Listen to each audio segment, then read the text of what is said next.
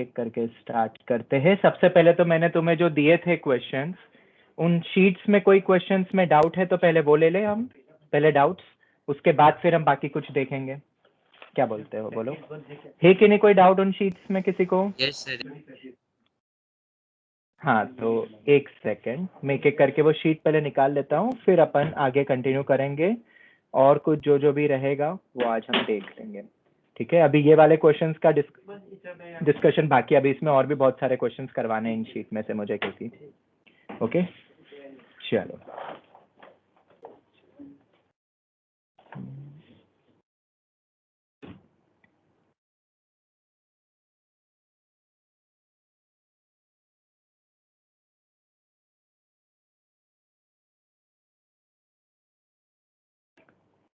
Okay, पहले ये वाला ले लेते हैं। इस शीट में से किसी को कोई डाउट है? क्वेश्चन नंबर बोल दो तो डिस्कस कर लेंगे फिर। सर जो एक्स्ट्रा क्वेश्चंस आखिर में लिखे हैं ना, लिमिट एक्स्ट्रा क्वेश्चंस एंड में आपने लिखे हैं इसमें। अच्छा, इनमें तो कोई डाउट नहीं है? नहीं सर, उसमें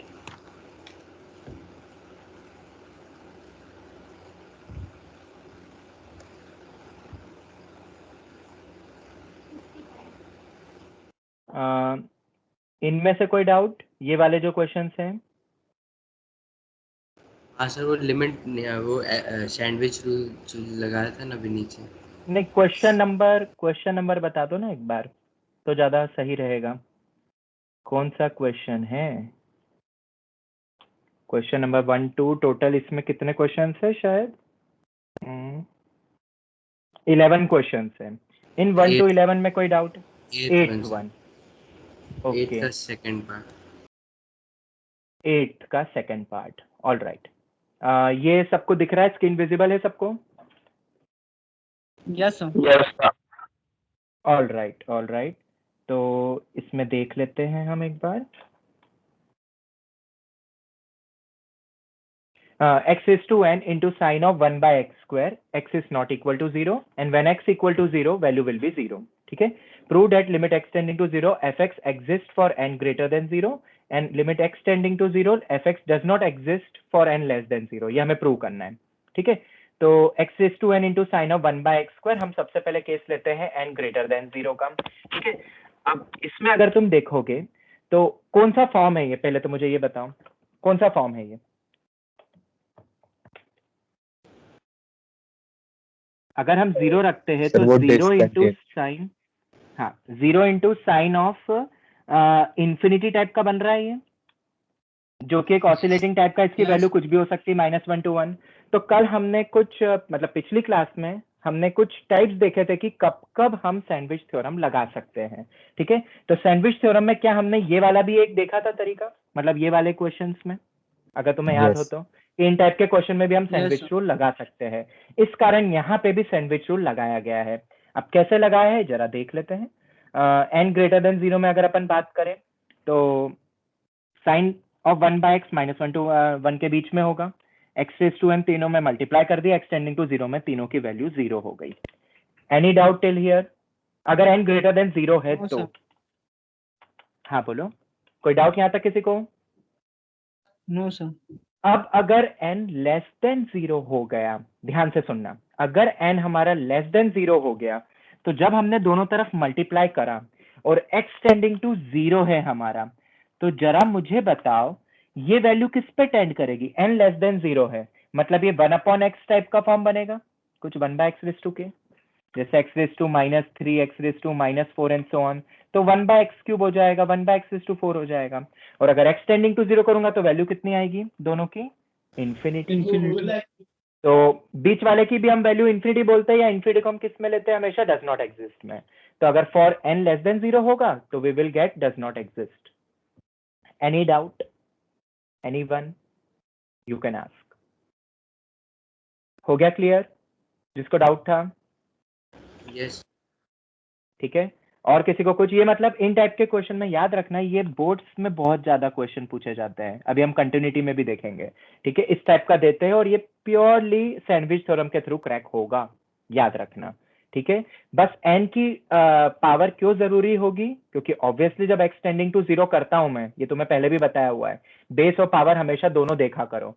सिर्फ बेस 0 पे टेंड होगा इसका मतलब नहीं कि वैल्यू 0 हो जाएगी, क्योंकि अगर n नेगेटिव हो जाएगा तो 1/0 हो जाएगा, डेट इज इंफिनिटी। ओके, चलो नेक्स्ट क्वेश्चन बोलो। इस शीट में कोई और डाउट किसी को? No sir, no sir. Okay okay, ये बच्चे पूछ क्यों रहे? मैंने लिंक शेयर कर दी है ना? ग्रुप नहीं पे सर, नहीं ग्रुप पे नहीं किया। सर, व्हाट्सएप पे नहीं डाले। अरे पर मैंने MS टीम पे तो डाल दी है ना शायद। यस हाँ सर। सर, MS पे तो डाल दिया। Yes sir. एक सेकेंड, अरे यार MS टीम पे तो, MS टीम से तो ज्वाइन करते हैं सब। एक मिनट, हाँ।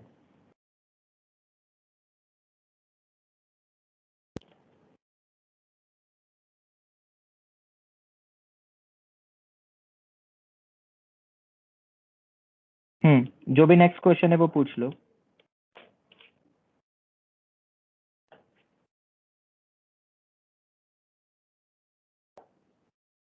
इस शीट में कोई और डाउट है कि नेक्स्ट शीट निकालूं? Sir next. चलो ठीक है, ये अपना हो गया है। इसके बाद नेक्स्ट लिमिट क्वेश्चन शीट, अच्छा ये वाला तो जो हेत में बनाया हुआ है, ये सभी गो थ्रू कर लेना, ठीक है। और इन क्वेश्चंस में से जिसको जो डाउट है वो तुम पूछ सकते हो, या इसमें नोट्स में भी तुम्हें हर एक क्वेश्चन का सॉल्यूशन मिल जाएगा, ठीक है। सभी क्वेश्चंस बहुत अच्छे हैं, बहुत अच्छे हैं। मतलब तुम मान के चलो इन्हीं में से ही मिनिमम एक क्वेश्चन तुम्हें कॉम्पिटेटिव एग्जाम में मिलेगा, फिर चाहे वो मेंस हो या एडवांस हो। ओके, तो ये तो तुम देख लेना। अब आते हैं अपन ये वाले में, 14 डाउट्स। ये वाला, ये तो देख लिया कि ये वाला देखना है ना अभी, कि देख लिया? ये वाली ओपन किया था क्या? ये दूसरी शीट है क्या? वही वाली है ये? नहीं, ये अलग है ना। ठीक है, इसमें कोई डाउट है? इस वाली शीट में मैंने ग्रुप में भेजा ही था, बोलो जल्दी। ये भेज दी ना मैंने शीट? यस सर, भेज दी। ठीक है, इसमें कोई डाउट है तो पूछो, और अगर नहीं है तो अपन फिर से नेक्स्ट शीट में आगे बढ़ते हैं। ये क्वेश्चन समझ में आ गया ना सबको? ये क्वेश्चन बहुत इंपॉर्टेंट है। This is the expected question of mains, ठीक है। Number of integral values of k for which limit x tending to 1 sine inverse k upon log x minus k upon x minus 1, ठीक है। यहाँ पे अब हमने कैसे करा इस क्वेश्चन को, कि हम इनवर्स बाद में देखेंगे, उसका टेंशन मत लो। पहले अंदर वाले पार्ट को देखो, पहले डिकोड करो, और अगर अंदर वाले पार्ट को डिकोड करोगे तो 1 पे ये बेसिकली इन्फिनिटी माइनस इन्फिनिटी बन रहा है। और अगर इन्फिनिटी माइनस इन्फिनिटी बनता है तो मैंने एक तरीका बताया था, LCM ले लो, सबसे बेस्ट, ताकि इन्फिनिटी अपॉन इन्फिनिटी फॉर्म में वो बदल जाए, या 0/0 फॉर्म में बदल जाए। तो LCM ले लिया यहाँ पे। LCM लेने के बाद हमें ये फॉर्म मिल गया। अब लिमिट 0 पे टेंड नहीं हो रही है, 1 पे टेंड हो रही है। तो अगर लिमिट 1 पे टेंड हो रही है, इसका मतलब हम क्या यहाँ पे इस टाइप का सब्स्टिट्यूशन लगा सकते हैं 1 + h, ताकि लिमिट 0 पे टेंड कर जाए। जैसे अपन बोलते हैं ना RHL, यस सर। जैसे RHL में अपन बोलते हैं ना 1 + h अपन चेक करते हैं, वैसे ही RHL टाइप का यहाँ पे सब्स्टिट्यूशन करा है। x को 1 + h रख दो, तो अगर x को 1 + h रखेंगे तो h टेंडिंग टू 0 होगा। इसका क्या रीजन रहा?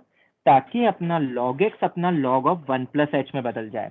और तुम्हें सभी को पता है log ऑफ 1 + h का एक्सपांशन हमने पढ़ा है अगर h स्मॉल होता है तो। क्या ये पढ़ा है हमने? Yes yes sir. और नो? ठीक है, बस एक्सपांड कर दो पूरा, ठीक है, और उससे आंसर निकल जाएगा, फिर उसके बाद तो तुम देख ही लोगे, ठीक है। और फिर साइन इनवर्स लेना है, ठीक है, ये याद रखना। अब यहाँ पे एक इंपॉर्टेंट पॉइंट है, यहाँ पे बोला है कि लिमिट एग्जिस्ट करती है, तो अगर हमने अंदर वाले लिमिट देख लिया अप्रोक्सीमेटली कितने पे टेंड हो रहा है, k/2 पे, तो साइन इनवर्स k/2 को एग्जिस्ट करने के लिए क्या इंटरवल होना चाहिए k/2 का, जिसमें डिफाइंड होगा अपना -1 to 1, मतलब -2 से 2। तो अगर इस टाइप के क्वेश्चन के बाद पूछते हैं नंबर ऑफ इंटीग्रल वैल्यूज, तो वो कितनी होगी? -2, -1, 0, 1 एंड 2, 5 वैल्यूज हो जाएगी, ठीक है। ये question you can expect in mains exam, ठीक है, याद रखना ये क्वेश्चन। उसके बाद ये तो लॉपिटल पर ही है, डिफाइन करने वाला है एंड ऑल, ठीक है, वो तो तुम देख लेना। और कोई डाउट है क्या इस शीट में से किसी को? बोलो जल्दी। ये तो हमने शायद क्लास में पिछले साल ही किया था ये वाला तो, ठीक है। और अगर इस शीट में से भी किसी को कोई डाउट नहीं है तो हम आते हैं नेक्स्ट शीट में, कौन सा बचा है, ये वाला, limit and derivative 22 important questions. ये वाली शीट में किसी को कोई डाउट है तो पूछो। इसमें जो लास्ट में क्वेश्चंस दिए हैं ना, एकदम मतलब लिमिट्स के क्वेश्चंस थे, हाँ, एकदम एंड में दिए थे। एक मिनट, ये वाला है? नहीं सर, उसके अंदर सम एक्स्ट्रा क्वेश्चंस लिखा हुआ था लिमिट। एक मिनट, तो वो भी बीच में।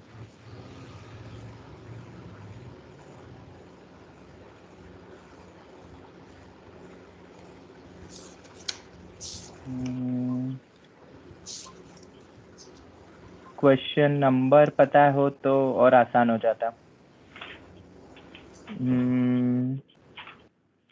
वो डिफरेंशिएशन का पार्ट था, उसके बाद में आपने लिखे हुए थे क्वेश्चंस। एक मिनट, हाँ, ये तो शीट पूरी हो गई, इसी शीट में है, इसी शीट में है, तो फिर कहाँ गया, रुको, तो डेरिवेटिव वाला है। डिफरेंशिएशन वाली लेवल 1 अलग वाली शीट। अच्छा, वो अलग शीट थी ना, इसके अलावा होगी, वो दूसरी शीट होगी मतलब। यस, 10 वाले में डाउट, 10 वाला ठीक है, क्वेश्चन है। इसी शीट का 10 क्वेश्चन, चलो देख लेते हैं, एक मिनट। 10 के वैल्यूज का था एक। ये वाला, यस, चलो देख लेते हैं। हाँ मैं आपको बाद में 1 मिनट देख के बताता हूँ। हाँ, ठीक है, डाउट्स रखने थे ना तैयार बेटा। चलो, एक दो क्वेश्चन जो मेरे पास व्हाट्सएप पे आए पहले मैं वो बता देता हूँ। जैसे कि एक ये वाला क्वेश्चन, ये बहुत इंपॉर्टेंट है, ये दोनों ही क्वेश्चन बहुत इंपॉर्टेंट है, क्वेश्चन नंबर 12 एंड 13। ठीक है, देख लेते हैं एक बार 12 और 13 कैसे करना है हमें। ठीक है, limit n tending to infinity tan theta plus half of tan theta by 2 plus 1/2 square tan theta by 2 square up to dot dot dot 1/2 raise to n tan of theta by 2 raise to n। ठीक है, इस type का कभी expression तुम्हें दे दे तो कैसे करोगे, तो यहाँ पे एक फॉर्मूला सबसे पहले याद रखना है सभी को, that tan theta is equal to what, cot theta minus twice of cot 2 theta. ठीक है, ये वाला फॉर्मूला सभी को याद रखना है, बहुत ही इंपॉर्टेंट फॉर्मूला है, स्पेशली न्यू स्टूडेंट्स। ठीक है, ट्रिगो का एक फॉर्मूला है जो तुम्हें एनसीईआरटी में गिवन नहीं है, tan theta is equal to cot theta minus 2 cot 2 theta. एक पूरी tan में एंगल्स बदलते जा रहा है और कुछ 2 रिलेटेड है सभी टर्म्स में, तो हमने क्या करा, सभी में ये फॉर्मूला लगा दिया।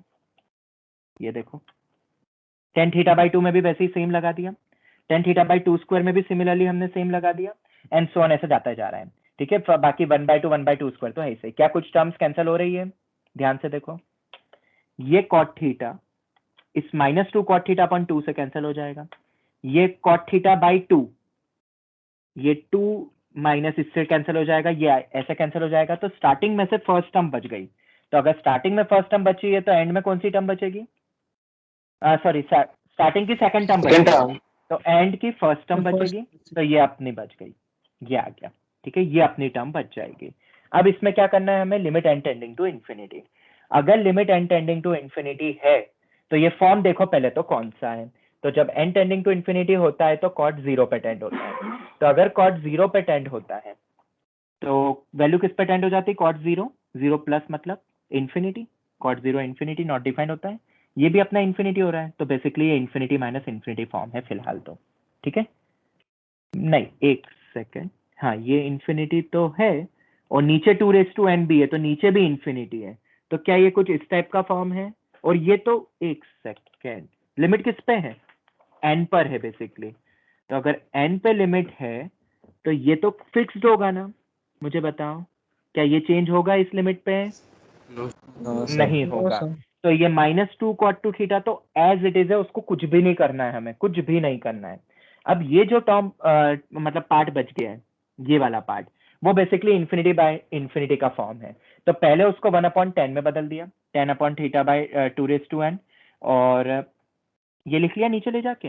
अब हमें पता है कि tan में ये वैल्यू 0 पे टेंड हो रही है, तो हमें एक फॉर्मूला पता है, tan ऑफ fx अपॉन में fx कहाँ पे टेंड होता है, 1 पे टेंड होता है, अगर fx शुड टेंड्स टू 0, तो theta upon 2 raise to n, theta upon 2 raise to n, n tending to infinity है, तो ये 0 पे टेंड हो रहा है, तो मैंने मल्टीप्लाई डिवाइड कर दिया theta by 2 raise to n से, ताकि ये पूरी टर्म 1 बन गई, ये 2n जो ऑलरेडी डिवीजन में था वो कैंसिल हो गया, बचा थीटा 1/θ।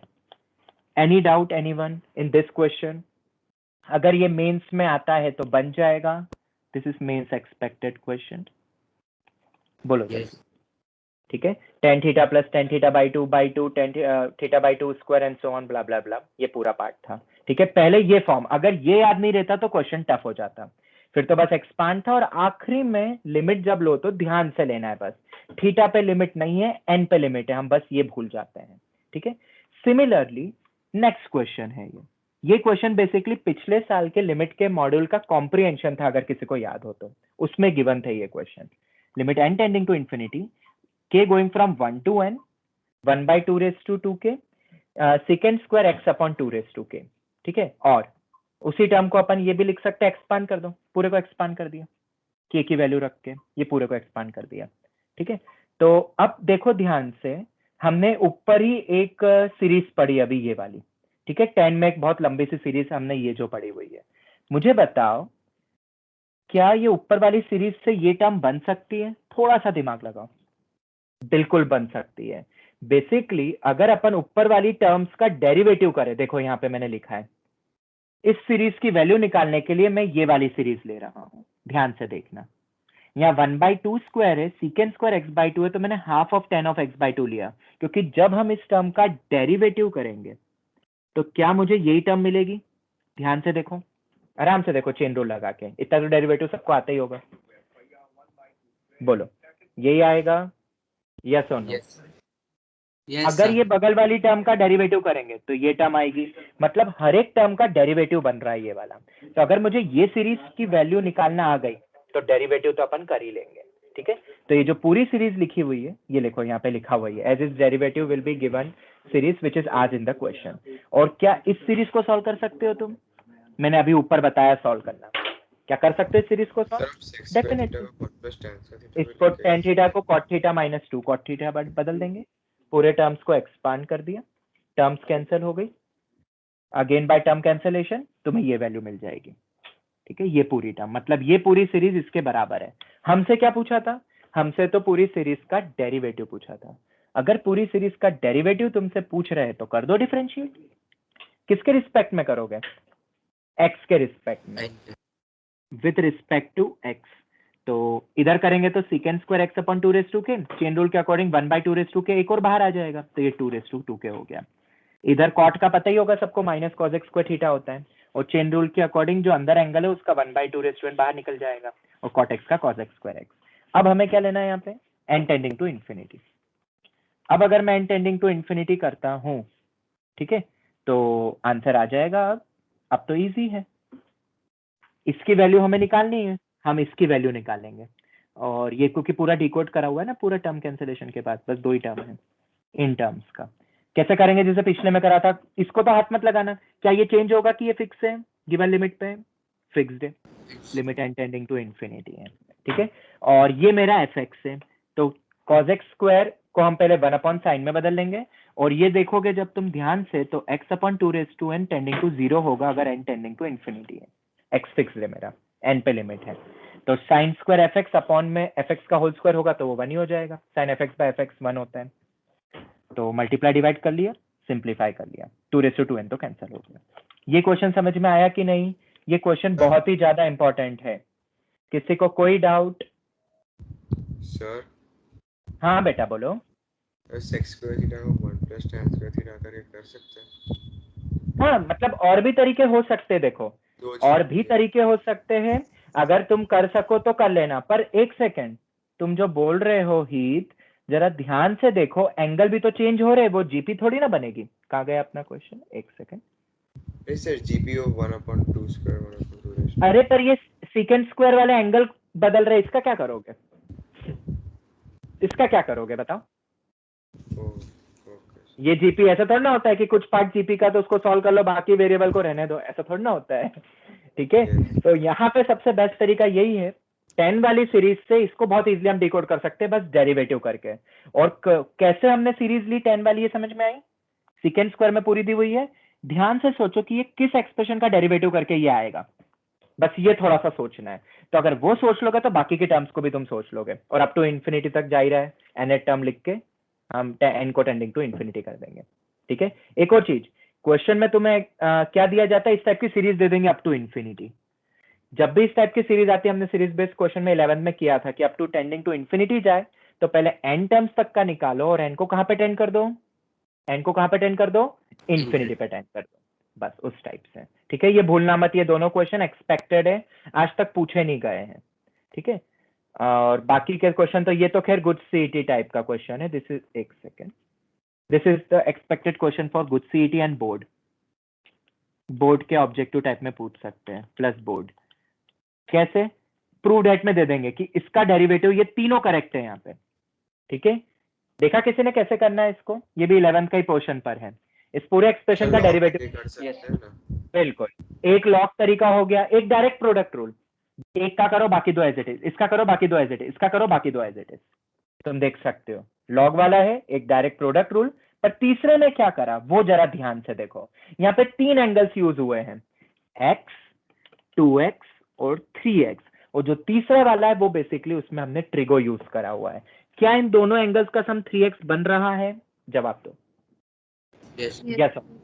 और अगर x और 2x का सम 3x बन रहा है, हमने ऐसे क्वेश्चन 11 में किए थे, take 10 on both of the side, cross multiply करो, तो ये एक्सप्रेशन मिल रहा है, जो शायद मैंने बोला था याद भी रख सकते हो अगर तुम्हें याद हो तो, मे बी। ठीक है, tan 3x minus tan 2x minus tan x होता है tan x tan 2x tan 3x। ठीक है, तो यहाँ पे तुमसे पूछा था tan x tan 2x tan 3x, उसको हम लिख देंगे tan 3x minus tan 2x minus tan x, now differentiate, और फिर तुम्हें एक ही बार में रिलेशन मिल जाएगा, ये वाला 3 secant square x वाला, ये वाला, वरना ये नहीं मिल पाता। y की टर्म्स में दिया है, मतलब लॉग लेके करना है, क्योंकि लॉग लेते हैं जब अपन, तो यहाँ पे जब अपन डेरिवेटिव करेंगे तो log y का कितना होता है derivative with respect to x कर रहे हैं तो 1/y dy बाई dx। हम डिफरेंशिएट कर रहे हैं विद रिस्पेक्ट टू x, और y हमारा वेरिएबल है तो उसके साथ dy बाई dx आता है, 11 में देखा भी होगा तुमने। और फिर क्रॉस मल्टीप्लाई हो गया, तो अगर y की टर्म्स में तो हमें log लेके करना है, और एक ये तो डायरेक्ट दिख रहा है, देखो 2 टर्म एज इट इज है हमेशा, इसका मतलब क्या है, डायरेक्ट प्रोडक्ट रूल लगाया है। कब कौन सा लगाना है समझ में आ रहा है?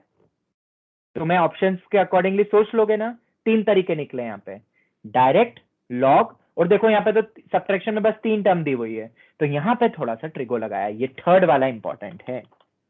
क्या याद रख लोगे गुड सीईटी और बोर्ड एग्जाम के लिए ये वाला क्वेश्चन, डेरिवेटिव? बोलो जल्दी। यस। ओके, ठीक है, बाकी और भी क्वेश्चन है, जैसे ये वाला क्वेश्चन, ये भी बहुत इंपॉर्टेंट है, बहुत ही ज्यादा इंपॉर्टेंट क्वेश्चन है, शायद ये भी इस साल या 11 के मॉड्यूल का क्वेश्चन है, लिमिट का।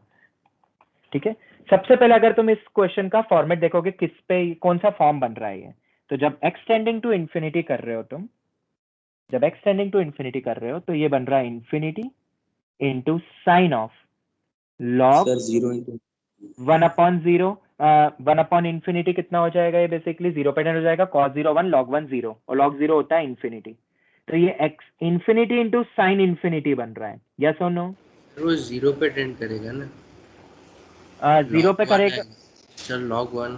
अच्छा हाँ, सॉरी, log 1 0 पे टेंड करेगा और साइन 0 0 पे टेंड कर रहा है, बिल्कुल। तो बेसिकली ये जो फॉर्म बना अपना, वो बन रहा है इन्फिनिटी इंटू 0 फॉर्म, और इन्फिनिटी इंटू 0 फॉर्म में हम क्या करते हैं जनरली, उसको 0/0 या इन्फिनिटी बाय इन्फिनिटी में बदलते हैं, यस और नो?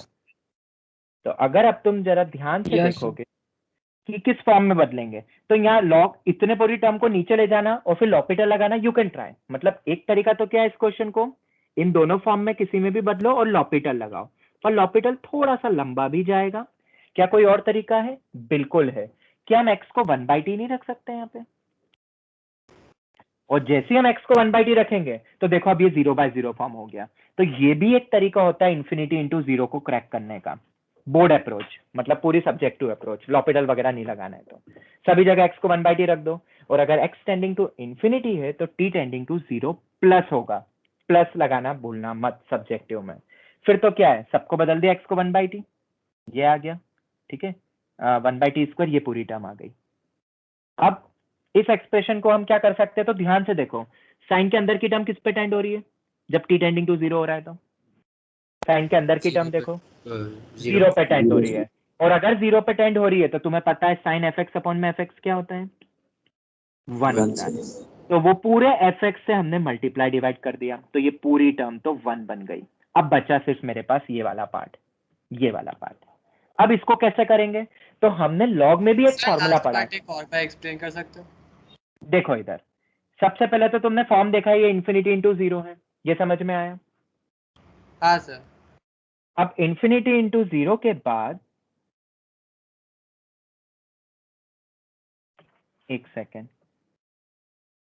इन्फिनिटी इंटू 0 के बाद हम इसको या तो 0/0 या इन्फिनिटी फॉर्म बाय इन्फिनिटी में बदल लो, और उसके बाद क्या कर सकते हो, लॉपिटल लगा दो, हमें ये पता है कि इस फॉर्मेट को कैसे करते हैं हम, ठीक है। या दूसरा तरीका क्या है, x को 1/t, जैसे ही मैंने इस पूरे पार्ट में x को 1/t रखा तो ये x² 1/t² में बदल गया और ये 1/xt आ गया। इतना समझ आया? हाँ x सर। को 1/t, ठीक है। और अब देखो ये 0/0 फॉर्म आ गया है, और अगर 0/0 फॉर्म है तो अब हमें पता है कैसे क्वेश्चन हम कर सकते हैं। तुम चाहो तो यहाँ पे भी अब लॉपिटल लगा सकते हो, पर मैंने इस क्वेश्चन को लॉपिटल नहीं, मैंने इसको पूरा सब्जेक्टिव अप्रोच, बोर्ड अप्रोच से क्रैक करा, और बोर्ड के ही क्वेश्चन लगाए, मतलब फॉर्मूले लगाए मैंने यहाँ पे। तो हमें पता है साइन के अंदर की टर्म अगर 0 पे टेंड होती है तो साइन एफ एक्स अपॉन में एफ एक्स 1 होता है, अगर एफ एक्स 0 पे टेंड होता है तो बोलो। Yes sir. तो अगर ये तुम्हें Yes, पता sir. है तो कुछ बचा ही नहीं, इससे मल्टीप्लाई डिवाइड कर दिया और ये पूरी वैल्यू 1 हो गई। अब बचा अपना ये वाला पार्ट, इसमें क्या करोगे, तो देखो अब तुम्हें दूसरा फॉर्मूला पता है, log of 1 plus x upon में एक्स, ये पता है कि नहीं, ये वैल्यू भी 1 होती है, लिमिट एक्स टेंडिंग टू 0। हाँ सर। ठीक है, आर डी शर्मा में भी गिवन है ये वाला फॉर्मूला, तो पर जरूरी नहीं है इस एक्स की जगह कोई बड़ा सा फंक्शन भी आ जाए और नीचे भी सेम फंक्शन हो तो भी वैल्यू 1 होगी, बस शर्त सिर्फ ये होती है कि f x should tends to 0। Same concept से यहाँ पे देखो, यहाँ 1 प्लस तो है ही नहीं, तो 1 प्लस नहीं है तो हम फॉर्मूला लगा नहीं सकते, पर हम ऐड सब्ट्रैक्ट तो कर ही सकते हैं ना 1 को। बताओ, 1 चाहिए ना फॉर्मूले में, और इस पूरे को सब्ट्रैक्ट करने के बाद फिर जो टर्म बची उस पूरे को मैंने एफ एक्स बोल दिया। और क्या ये एफ एक्स 0 पे टेंड हो रहा है गिवन लिमिट पे, देखो t टेंडिंग टू 0 करो, पाई इंटू 0 0, Yes, sir. और 0 होता है 1, 1 का अंडर रूट 1, 1 माइनस 1 0, मतलब that f x is tending to 0। तो बस फिर तो क्या था, मल्टीप्लाई डिवाइड कर दिया उस पूरी टर्म से, ये पूरी टर्म से, और फिर उसके बाद ये पूरी वैल्यू हो गई अपनी 1, और ये वाले को तब सॉल्व कर ही सकते रैशनलाइज करके, और फिर तो उसके बाद तुम देख ही लेना आराम से, कैंसलेशन ही हो जाएगा, डायरेक्ट आंसर आ जाएगा। ये वाला फॉर्म लग रहा है यहाँ पे, ये वाला किस में लगा, ये वाले फॉर्म में,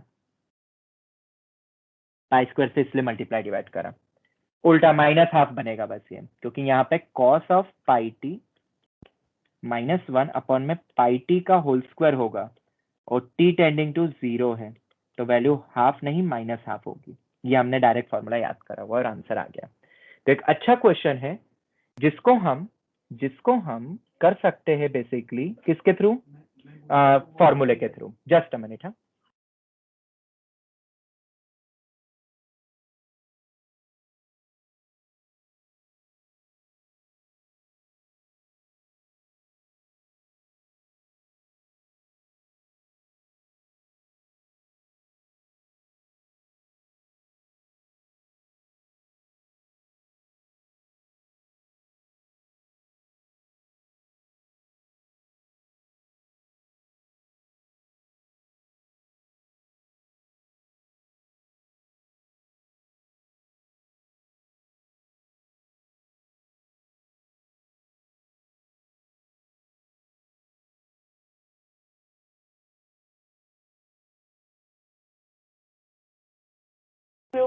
ओके, आवाज आ रही है?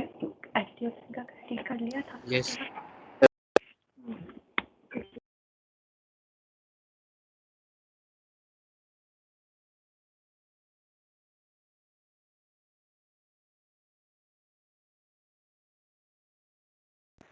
हाँ, आवाज आ रही है? यस यस ओके ओके, ठीक है। अभी तक आवाज आ रही थी सबको, मतलब क्लियरली आवाज आ रही थी जब मैं पढ़ा रहा था? एकदम मस्त आ रही। अलग अच्छा आ रही है। Yes, sir. अच्छा, ठीक है। और कोई डिस्टरबेंस हो रहा था क्या साइड में से? नहीं सर। No sir. Okay sir. Okay, actually मैंने थोड़ा वो ब्लूटूथ वाले एक स्पीकर खरीदे थे, हेडफोन खरीदे थे, तो मुझे कंफर्म करना था। अभी तो मैं वापस आ गया अपने हेडफोन पे वायर्ड वाले, बस मुझे चेक करना था। तो मतलब अगर मैं उस टाइप से पढ़ाऊं तो आवाज सबको क्लियर थी ना, कोई दिक्कत नहीं थी? Yes sir. ठीक है, क्लियर थी। अच्छा, अभी मैं जैसे पढ़ा रहा हूँ ये आवाज क्लियर है कि पहले वाली ज्यादा क्लियर थी? पहले वाली ज्यादा क्लियर है। पहले पहले वाली ज्यादा क्लियर थी। सर इससे हर रोज पढ़ते हैं तो ये वाली अच्छी। अच्छा, ओके ओके, इससे रोज पढ़ते हैं तो इसलिए ये कंफर्टेबल भी है ऐसे। हाँ बेटर। चलो ठीक है, अपन कंटिन्यू करते हैं। ये सबको समझ में आ गया ये क्वेश्चन? किसी को कोई डाउट तो नहीं है? No 15th sir. वन ठीक है, ये याद रखना बस क्वेश्चंस, ठीक है। उसके बाद ये वाला क्वेश्चन, ये भी एक बहुत इंपॉर्टेंट क्वेश्चन है जो शायद पिछले साल भी बताया था, रिकैप हो गया बस ये ये वाला फिर एक बार, कि जब n टेंडिंग टू इंफिनिटी दिया हुआ है तो f of n plus 1, f of n square minus 1, ये सभी f of infinity बन रहे हैं, और f of infinity पे ही हो रहा है जो भी वैल्यू है, तो उसको क्यों ना हम सबको क्या मान ले? 1 मान ले, सभी को 1 मान लिया। f of n square minus 1 n tending to infinity, तो 9/fn है ना? हाँ 9/fn है वो, ठीक है। ये f of n और ये वाले इन तीनों टर्म्स को l मान लिया, तो जैसे ही l माना सॉल्व कर लिया, l की दो वैल्यू आई, पर हमने सिर्फ एक ही क्यों वैल्यू ली? क्योंकि यहाँ ऑलरेडी गिवन है क्वेश्चन में कि f of n कोई सी भी वैल्यू रखे हम हमेशा पॉजिटिव है, फिर चाहे वो टेंडिंग टू इंफिनिटी वाला ही नेचुरल नंबर क्यों ना हो। तो अगर वो पॉजिटिव है तो हमारा -3 हट जाएगा, सिर्फ एक ही वैल्यू आई। फिर एक ये वाला भी क्वेश्चन है, इसमें भी RHL टाइप का सब्स्टिट्यूशन लगाया हुआ है, और फिर उसको अलग अलग कर लिया, कॉस में बदल दिया पहले तो 1/, में, और फिर उसके बाद हाँ ये वाला एक इंपॉर्टेंट पॉइंट था यहाँ पे, इस वाले क्वेश्चन में हमने इसमें सब्स्टिट्यूशन करा है इस टाइप का, x को 1 + h। रीजन सिर्फ एक है कि log x का फॉर्मूला वी डोंट नो, पर log of 1 + h we know, और h should tends to 0। इस कारण हमने 1 + h को x माना, तो अगर x को 1 पे टेंड करना है, मतलब x 1 है, तो ऑब्वियसली h टेंडिंग टू 0। फिर उसके बाद sec को 1/cos में लिख दिया, फिर उसके बाद क्या करेंगे, h से मल्टीप्लाई डिवाइड करेंगे इस टर्म को, ठीक है। फिर उसके बाद log of 1 + h अपॉन में h तो हमें पता है, पर इसको कैसे सॉल्व करेंगे? क्या ऐसा कोई फॉर्मूला मैंने बताया है तुम्हें? बताओ जरा, ऐसा कोई फॉर्मूला नहीं पढ़ा हमने, ठीक है। बस sin x अपॉन में x हमने पढ़ा हुआ है, और x should tends to 0, x should tends to 0। यहाँ पे एक बार fx पे नजर मारो, अगर h टेंडिंग टू 0 पे, तो ये किस पे टेंड हो रहा है? π/2 पे टेंड हो रहा है, ठीक है। तो क्या हम इस पूरे cos π/2 पे टेंड वाली टर्म को sin of fx tends to 0 बना सकते हैं? बिल्कुल बना सकते हैं। यहाँ π/2 का फॉर्म एक हिंट दे दिया था, क्या हम इसी टर्म को ऐसा लिख सकते हैं, sin π/2 - थीटा करके cos थीटा को? रीजन सिर्फ एक है, और ये तुम्हें सोचना है पेपर में। ये वैसे तो लॉपिटल से तुम कर लोगे, पर अगर लॉपिटल से नहीं करना होता तो तुम अटक जाते इस क्वेश्चन में। फिर यही एक तरीका था, π/2 माइनस करके, और फिर तो तुम्हें पता ही है क्वेश्चन को कैसे आगे बढ़ाना है। ये पूरी टर्म टेंड्स टू 0 हो रही है, रख के देख लो। तो अगर ये टेंडिंग टू 0 हो रही है तो sin fx अपॉन में fx 1 होता है, मल्टीप्लाई डिवाइड कर लिया, फिर तो क्वेश्चन हो ही जाएगा। फिर हाँ थोड़ा सा और सिंप्लीफाई कर लिया, फिर यहाँ पे ये वाला फॉर्मूला बन गया, वो तो तुम देख लेना, ठीक है। 2/π log 2 बहुत इंपॉर्टेंट क्वेश्चन था। उसके बाद ये वाला 3 स्टार लगाए हैं, पर तुम और 10-15 स्टार भी लगा दोगे ना इस क्वेश्चन पे तो कम है। ये करंटली पिछले 2 सालों में 2 बार पूछ चुका है, 2 टाइम्स ये क्वेश्चन मेंस में आ चुका है, 2 बार। इस साल भी शायद आ गया था, और पिछले साल भी आया, और शायद उसके पिछले साल भी आया, ऐसा कुछ है। मतलब थोड़ा थोड़ा चेंज कर देते हैं बस ये पावर को, कभी 3 करते हैं, कभी 4 करते हैं, कभी 5 करते हैं। तो ये तो इतना इंपॉर्टेंट है कि तुम भूल ही नहीं सकते हो इस क्वेश्चन को। तो पिछले साल भी शायद बताया था मैंने, ये करवाया था क्लास में डिस्कस, शायद डेरिवेटिव वाले पार्ट में बताया था। यस सर करवाया था। ये बहुत इंपॉर्टेंट है, ये ऑलरेडी आ चुका है, पर अगर 2 बार आ चुका है तो क्या पता वापस आ जाएगी, ठीक है। इसमें बस एक ही चीज है, कैसे डिकोड करना है। मॉड देख के, इस टाइप का एक्सप्रेशन देख के हमें ऐसा लगता है क्वेश्चन नहीं होगा, बट ये कांस्टेंट फंक्शन में डेवलप हो जाएगा, क्योंकि एक पॉइंट पे वैल्यू गिवन है, फंक्शन हम नहीं निकाल सकते हैं। एक पॉइंट पे वैल्यू गिवन है तो चांसेस बन जाते हैं कई बार कि ये कांस्टेंट फंक्शन ही रहे। देखो कैसे, एक x - y के मॉड को नीचे ले जाओ, ऐसा लिख लिया, तो शायद तुमने ये एक फॉर्मूला पढ़ा है, ये वाला एनसीईआरटी में गिवन है, ये याद है ये, और इसी से LHD RHD जो हम पढ़ेंगे अभी डिफरेंशिएबिलिटी में, f of x minus f of c upon x minus c, अगर एक्स टेंडिंग टू सी होता है तो वो एफ डैश सी होता है। ये बोर्ड्स के लिए बहुत इंपॉर्टेंट फॉर्मूला है, याद रखना। और इसी से फर्स्ट प्रिंसिपल भी बना है। अगर तुम इसी वाले में RHL लगा दोगे तो तुम्हें पता है क्या मिलेगा? डेरिवेटिव का फर्स्ट प्रिंसिपल जो तुमने 11th में पढ़ा है। याद आ गया? याद आ गया? और फिर भी अगर तुम्हें ये कंफर्म करना है एफ डैश सी आएगा तो लॉपिटल लगा दो यहाँ पे। किस पे लिमिट लगी है? x पे लिमिट लगी है, तो x के रिस्पेक्ट में न्यूमरेटर डिनोमिनेटर को डेरिवेटिव करो, ऊपर बनेगा f डैश x। ठीक है, ये तो कांस्टेंट 0 हो जाएगा, नीचे x का 1 हो जाएगा। और अगर limit x tending to c है तो वैल्यू किस पे टेंड हो गई है? f dash c। तो ये f डैश c होता है। इस कारण यहाँ पे भी देखो बिल्कुल सेम टाइप का फॉर्म दिख रहा है, f of x minus f of y upon x minus y, बिल्कुल सेम, बस वहां पे c के बजाय y आ गया है। तो अगर यहाँ पे एक्सटेंडिंग टू c है तो क्यों ना अपन दोनों तरफ क्या ले ले? फिर दोनों तरफ क्या ले ले? X tending to y। जैसे ही हमने एक्सटेंडिंग टू y लिया तो ये पूरी टर्म किसके बराबर हो जाएगी? f डैश y के बराबर। यस और नो? जवाब यस। ठीक है। और उसके बाद मुझे बताओ, और ये एक्सटेंडिंग टू y करेंगे तो 0 पे टेंड हो रहा है। कभी भी मॉड की वैल्यू नेगेटिव हो सकती है क्या? नहीं होती है। नो।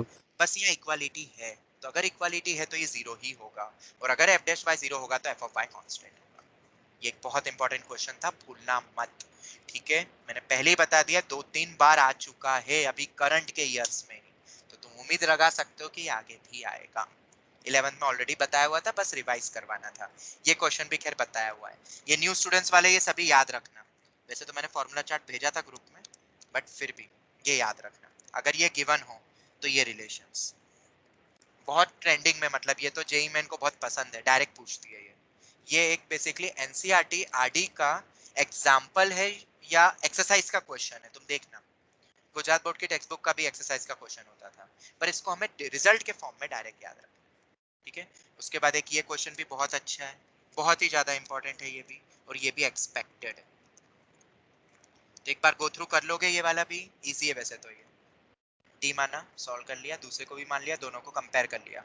और ये पता है कि नहीं, पैरामेट्रिक फॉर्म फिजिक्स में भी तुमने वैसे तो यूज कर लिया है। अगर किसी और वेरिएबल में डिफरेंशिएट करना हो तो याद है कि नहीं, 11th में बताया हुआ है। dy by dx को अपन dv by dt into dx by dt भी लिख सकते हैं। डबल डेरिवेटिव वाला भी बताया हुआ है। एक बार न्यू स्टूडेंट्स 11th का पार्ट देख लेना। और एक ये वाला रिलेशन याद है ये? ठीक है, कैसे इसको करा है पूरा मैंने 2 वाला बताया था, इस बार 3 वाला है यहाँ पे, तो एक बार देख लेना, नहीं आए तो फिर पूछ लेना। ठीक है, बाकी तो खैर ये वाला क्वेश्चन है एक, ये भी इंपॉर्टेंट है, ये भी एक्सपेक्टेड क्वेश्चन मेंस का है। तो ये जो मैंने शीट दी थी, आई होप तुम इसको गो थ्रू तुम कर लोगे। ठीक है, चलो, और कौन सी शीट एक और दी थी क्या मैंने शीट? Differentiation level 1। हाँ, ये वाला। अब इसमें क्या क्या डाउट है, ये बहुत इंपॉर्टेंट है। All questions are expected in mains. Advance का मैं नहीं कह सकता, पर ये मेंस में सभी क्वेश्चन एक्सपेक्टेड है ऑब्लिक कुछ सीईटी। ठीक है, इसलिए मैंने विद सॉल्यूशन ही तुम्हें दे दिए हैं। जरा फटाफट करके पूछते जाओ क्वेश्चन नंबर के साथ। सर वो लिमिट्स का इसमें दिया हुआ था एंड में। क्या सर लिमिट्स का इसमें एंड में पार्ट? अच्छा ठीक है, पहले मुझे ये बताओ 1 2 7 8 9 10 इन क्वेश्चन में कोई थर्ड क्वेश्चन। थर्ड क्वेश्चन ये वाला? Yes sir. ठीक है, देखो इस क्वेश्चन को एकदम इजीली वे में सोचो, ये कुछ सीईटी में एक्सपेक्टेड है तो बहुत टफ होगा नहीं। दिखने में बहुत बड़ा एक्सप्रेशन लग रहा है और किस पॉइंट पे निकालना, बाप रे कुछ भी लिख दिया है। क्या तुम पहले एक्सप्रेशन को सॉल्व कर सकते हो? थोड़ा एलसीएम 1 अपॉन लिख के, पता है ना एक्सेस टू n - 1 को excess to n upon excess to m लिख सकते हैं। Yes sir. Excess to p - m को excess to p upon excess to m लिख सकते हैं। और फिर एलसीएम लोगे तो पूरा सॉल्व करने के बाद क्या ऐसा बनेगा? पहला एक्सप्रेशन बोलो। Similarly yes sir. बहुत इजी, मतलब इसमें कुछ भी हाईफाई नहीं सोचना है, डायरेक्ट तो डेरिवेटिव करना ही मत, हमें डायरेक्ट जैसा दिया हुआ बस वैसे ही करते जाना है। ये वाला वो बताओ। अगले वाले में x raised to m आ जाएगा। कांस्टेंट आ जाएगा x raised to n। हाँ, x raised to n upon x raised to n plus x raised to m plus x raised to n plus p। और तीसरे वाले में आ जाएगा x raised to p x upon raised to p। ये आ जाएगा। और जब तीनों को ऐड कर दोगे तो ध्यान से देखो बेस सेम है और वही हाँ। बन रहा है कि डिनोमिनेटर Yes, है yes. मतलब जो ऊपर टर्म है वही नीचे टर्म बन रही है। वन आ गया। Any doubt? Any doubt? No, sir. ये वन आ गया। और अगर वन आ गया तो वन ये तो एक कांस्टेंट फंक्शन है जिसका डेरिवेटिव क्या होता है? Zero. जीरो हो जाएगा, किसी भी पॉइंट पे जीरो हो जाएगा। तो क्या लगता है क्या ये गुड सीटी में नहीं आएगा? बेटा ऐसे क्वेश्चन आते हैं डायरेक्ट, कुछ हाई फाई इसमें देखो दिमाग लगाना नहीं था, बट फिर भी ये क्वेश्चन एक बहुत अच्छा क्वेश्चन है। क्यों? अगर कुछ और कुछ किसी बच्चे ने सोचा, सिंप्लीफिकेशन नहीं सोचा, गया वो, ऐसा था। ठीक है, उसके बाद फोर्थ क्वेश्चन में तो लॉपिटल लगाना है, ये लॉपिटल वाला क्वेश्चन। ठीक है, ये क्वेश्चन समझ में आया? ये क्वेश्चन बहुत अच्छा था, शायद पिछले साल भी बताया था। फिफ्थ क्वेश्चन याद है? कंप्लीटिंग होल स्क्वायर और मॉड आ गया। और मॉड लगाने के बाद किस पॉइंट पे डेरिवेटिव पूछ रहे हैं, उस पॉइंट के अकॉर्डिंग हमें उसको ओपन करना है मॉड को। फिफ्थ क्वेश्चन का सॉल्यूशन अगर अपन देखें, ये रहा फिफ्थ वाला, तुम देख सकते हो होल स्क्वायर में कन्वर्ट करा है उसको, और उसके बाद यहाँ पे मॉड है। अब तुम्हें यहाँ पे दिया हुआ है कि ये किसके अकॉर्डिंग वैसे तो ओपन होगा, यहाँ पे तो खैर वैल्यू पे भी पूछा था 102 पे ही, तो तुम 102 के अकॉर्डिंगली भी एक्सपांड कर सकते थे, मॉड हटा सकते थे। 102 पे ये पॉजिटिव होगा कि नेगेटिव? पॉजिटिव होगा। 102 पे ये भी पॉजिटिव होगा। अगर 102 पे ये दोनों पॉजिटिव हो रहे हैं तो दोनों के मॉड किससे ओपन होते हैं? पॉजिटिव से ही ओपन होंगे। मॉड के अंदर की वैल्यू अगर पॉजिटिव बन रही है किसी एक पॉइंट पे तो प्लस से मॉड ओपन होता है, नेगेटिव बन रही है तो माइनस से ओपन होगा, और अगर जीरो ही बन गई तो शायद उस पॉइंट पे नॉन डिफरेंशिएबल होगा, वो अपन आगे देखेंगे। ठीक है, तो उसी तरीके से अब तुम देख ही लोगे। खैर ये रहा ग्रेटर देन 4, मतलब वही 102 के लिए वो आएगा, वो तुम पढ़ लेना। ठीक है, उसके बाद खैर ये तो मैंने बता दिया, ये इंपॉर्टेंट क्वेश्चन है सभी। और बोलो कोई और क्वेश्चन? कोई और क्वेश्चन इनमें?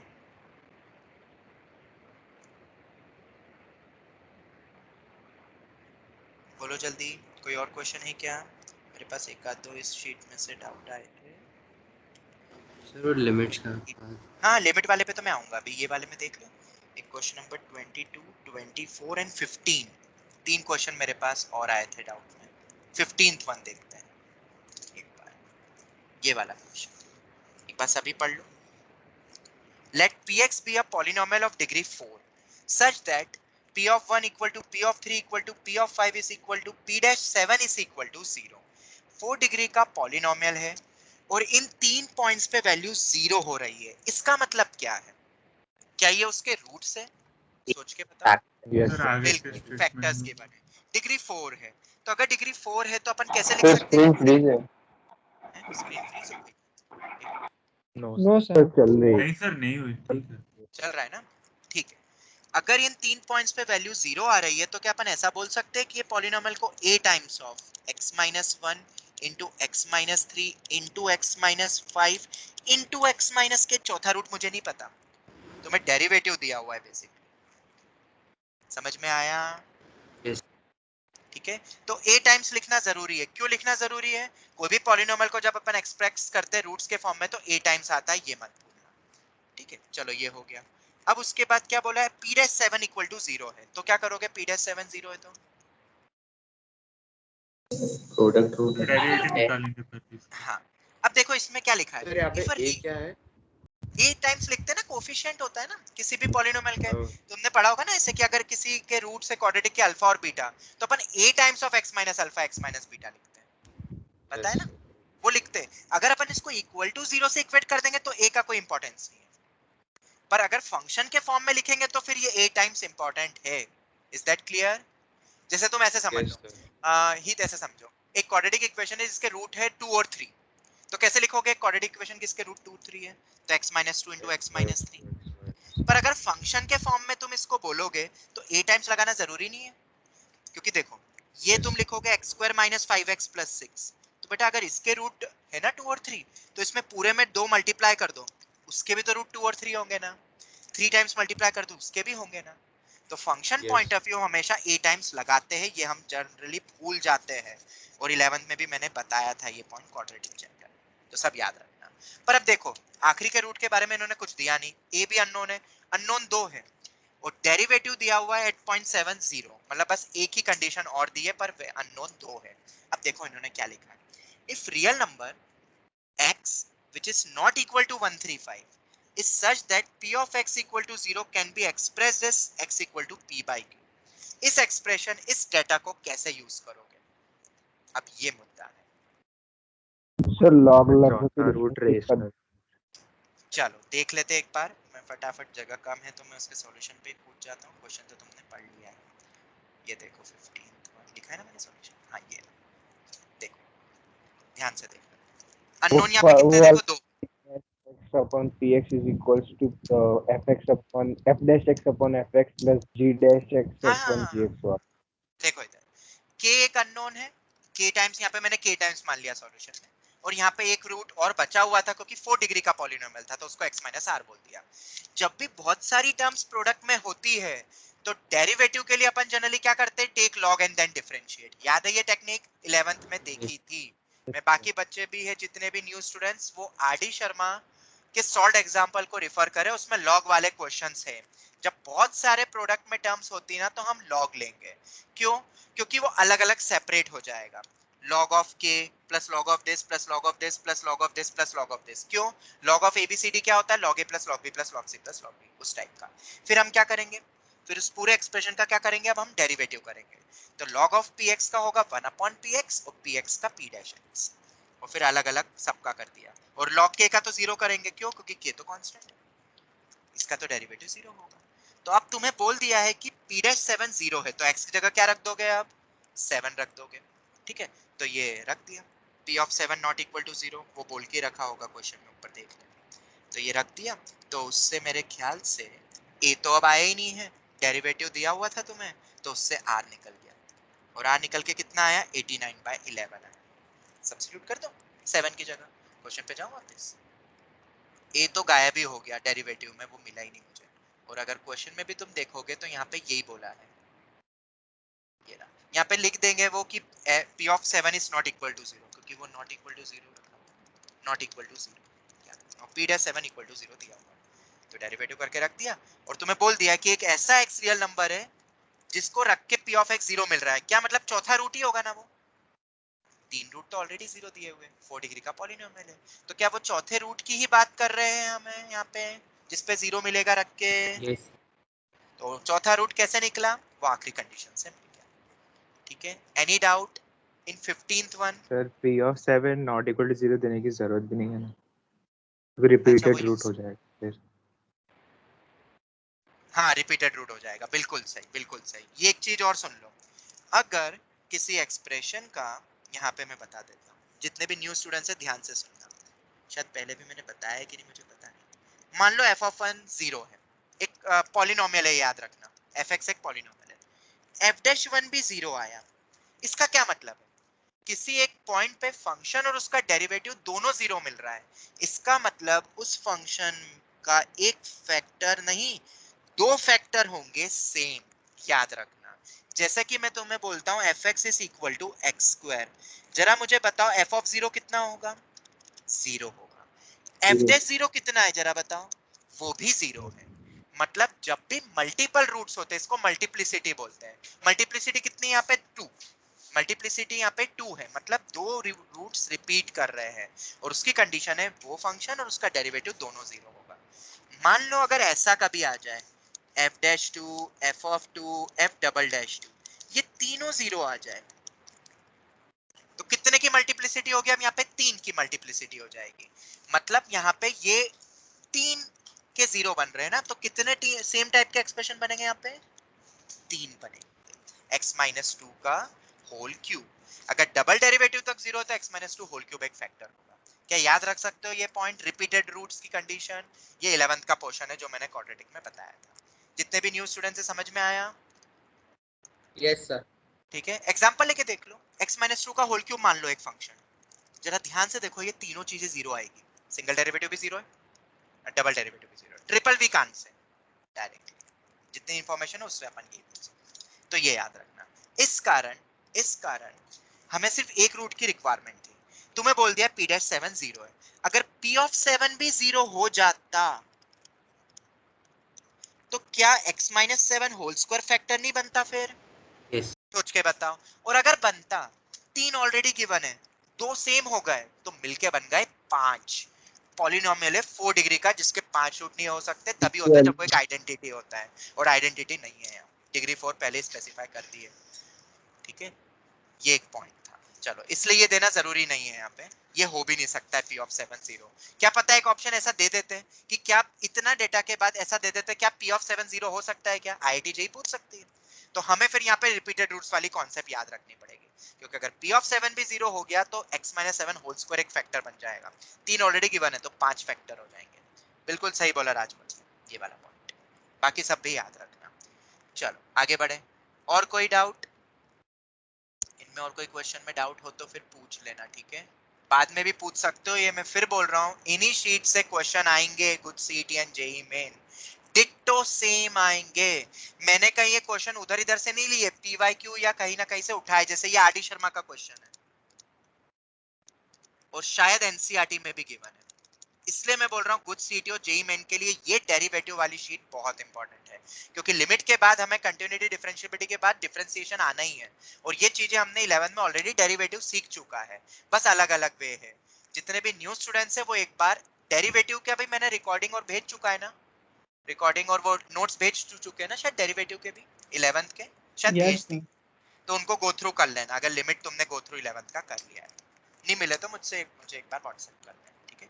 ये क्वेश्चन बहुत इंपॉर्टेंट है, ये बोर्ड्स में आता है, मतलब 3 से 4 बार ये बोर्ड्स में आ चुका है, तुम बोर्ड्स के पीवाईक्यू देख लेना बोर्ड एग्जाम में, ठीक है। तो एक्सपेक्टेड फॉर बोर्ड्स भी लिख देते हैं अपन इसको, मैंने यहाँ पे उसी का ऑब्जेक्टिव बनाया है जो कि गुड सीईटी करती है। पता है गुड सीईटी क्या करती है, वो एनसीईआरटी के ही क्वेश्चंस के ऑब्जेक्टिव बना देती है और ऑब्जेक्टिव वे में पूछती है, बहुत इजी आता है पेपर उसमें, और सिर्फ 12th क्लास का ही आता है गुड सीईटी में तो, और एनसीईआरटी से बहुत टफ नहीं आता है, ज्यादा टफ आता है तो मेंस लेवल तक वो जाते हैं। तो अगर तुमने एनसीईआरटी भी सॉलिड कर ली तो गुड सीईटी तुम बहुत इजीली पूरे में से पूरे ले आओगे, पर उसका कट ऑफ भी ऐसा रहता है, अगर तुम 3-4 क्वेश्चन भी गलत कर दोगे ना तो बहुत पीछे खसक जाओगे, इजी पेपर है ना बहुत, इसलिए, ठीक है। चलो, तो इनके तो खैर मैंने सॉल्यूशंस दिए हुए हैं, ठीक है। इसमें से कोई डाउट है क्या, जैसे ये वाला कुछ बच्चों को डाउट आया था 24th, ठीक है, बहुत इंपॉर्टेंट क्वेश्चन है, और ये क्वेश्चन मैंने अमिता अग्रवाल से लिया हुआ है, मेंस में उम्मीद करता हूँ ये आएगा, एक बार इस टाइप का आ चुका है, fx is equal to x cube plus x square f dash 1 plus x times f dash 2 plus f triple dash 3, तो f of x कितना होगा।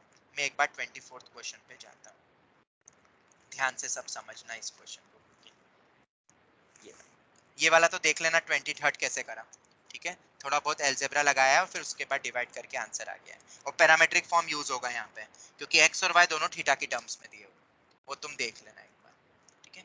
ये वाला क्वेश्चन है, ठीक है, देखो कैसे करना है, इससे fx निकालना है, और IIT क्या करेगी ये भी बता दो, IIT कॉम्प्रिहेंशंस पूछती है, सबको पता है ना, कॉम्प्रिहेंशंस पूछती है IIT, और उसमें हर साल मिनिमम एक क्वेश्चन, एक कॉम्प्रिहेंशन अगर पूछ रही है तो कैलकुलस पे आता है। अब कैलकुलस पे क्वेश्चन जब भी आता है ना, तो कॉम्प्रिहेंशन में ऐसा नहीं होता कि बस 2-3 क्वेश्चन दे दे और हो गया, ऊपर कुछ थ्योरी दी जाएगी, कुछ एक्सप्रेशन दिए रहेंगे और उसके अकॉर्डिंगली 2-3 क्वेश्चन पूछती है। एक बहुत स्टैंडर्ड वैरायटी है जो IIT जेई पूछती है, इस टाइप का एक्सप्रेशन लिख देगी और फिर उसके नीचे 2-3 क्वेश्चन पूछोगी fx की टर्म्स में। तो अगर तुम्हें fx निकालना नहीं आया इससे, तो क्या वो कॉम्प्रिहेंशन क्रैक कर पाओगे? मेरे ख्याल से तो नहीं कर पाओगे, ठीक है। समझ में आया, ऐसे क्वेश्चन तुम्हें मिलेंगे AOD एप्लीकेशन ऑफ डेरिवेटिव, और आगे जब हम पढ़ेंगे तो समीर बंसल के कॉम्प्रिहेंशन बेस्ट है, उसमें हर टाइप का क्वेश्चन दिया हुआ है समीर बंसल का, उसके अलावा IIT कहीं और पूछेगी फिर ऐसा है, तो कभी वक्त मिले किसी को तो वो तुम कर सकते हो। आते क्वेश्चन पे, मुझे बताओ क्या ये कुछ कांस्टेंट वैल्यू ही होगी ना, जरा मुझे बताओ, आर दिस कांस्टेंट टर्म्स,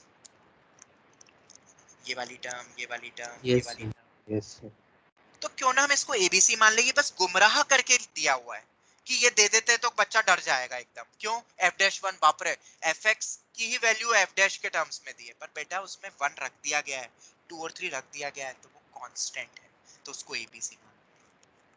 उसके बाद बस अब क्वेश्चन में कुछ नहीं रखा है, बस सॉल्व करते जाओ।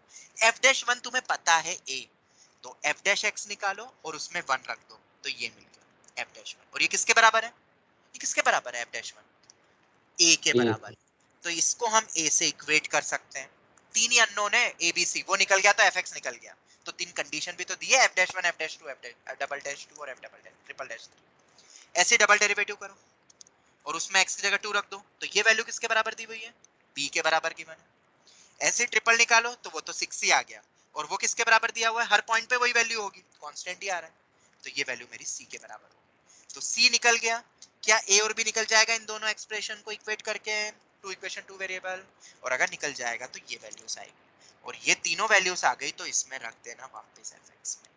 क्या ये हर बच्चा कर सकता है सॉल्व? अगर ये गुड सीटी में आता है, अगर ये मेंस में आता है, अगर ये आईआईटी में कॉम्प्रिहेंशन के फॉर्म में आता है, बोलो क्यूबिकल एक्सप्रेशन, ठीक है?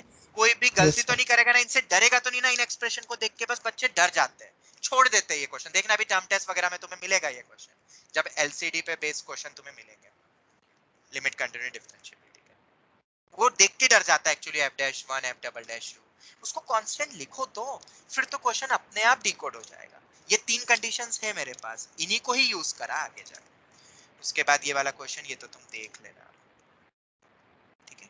चल अब आते हैं हम सम एक्स्ट्रा क्वेश्चन। और तो किसी को डाउट नहीं है इनमें, ऊपर वाले क्वेश्चंस में किसी में हो तो फिर अलग से पूछ लेना, ठीक है?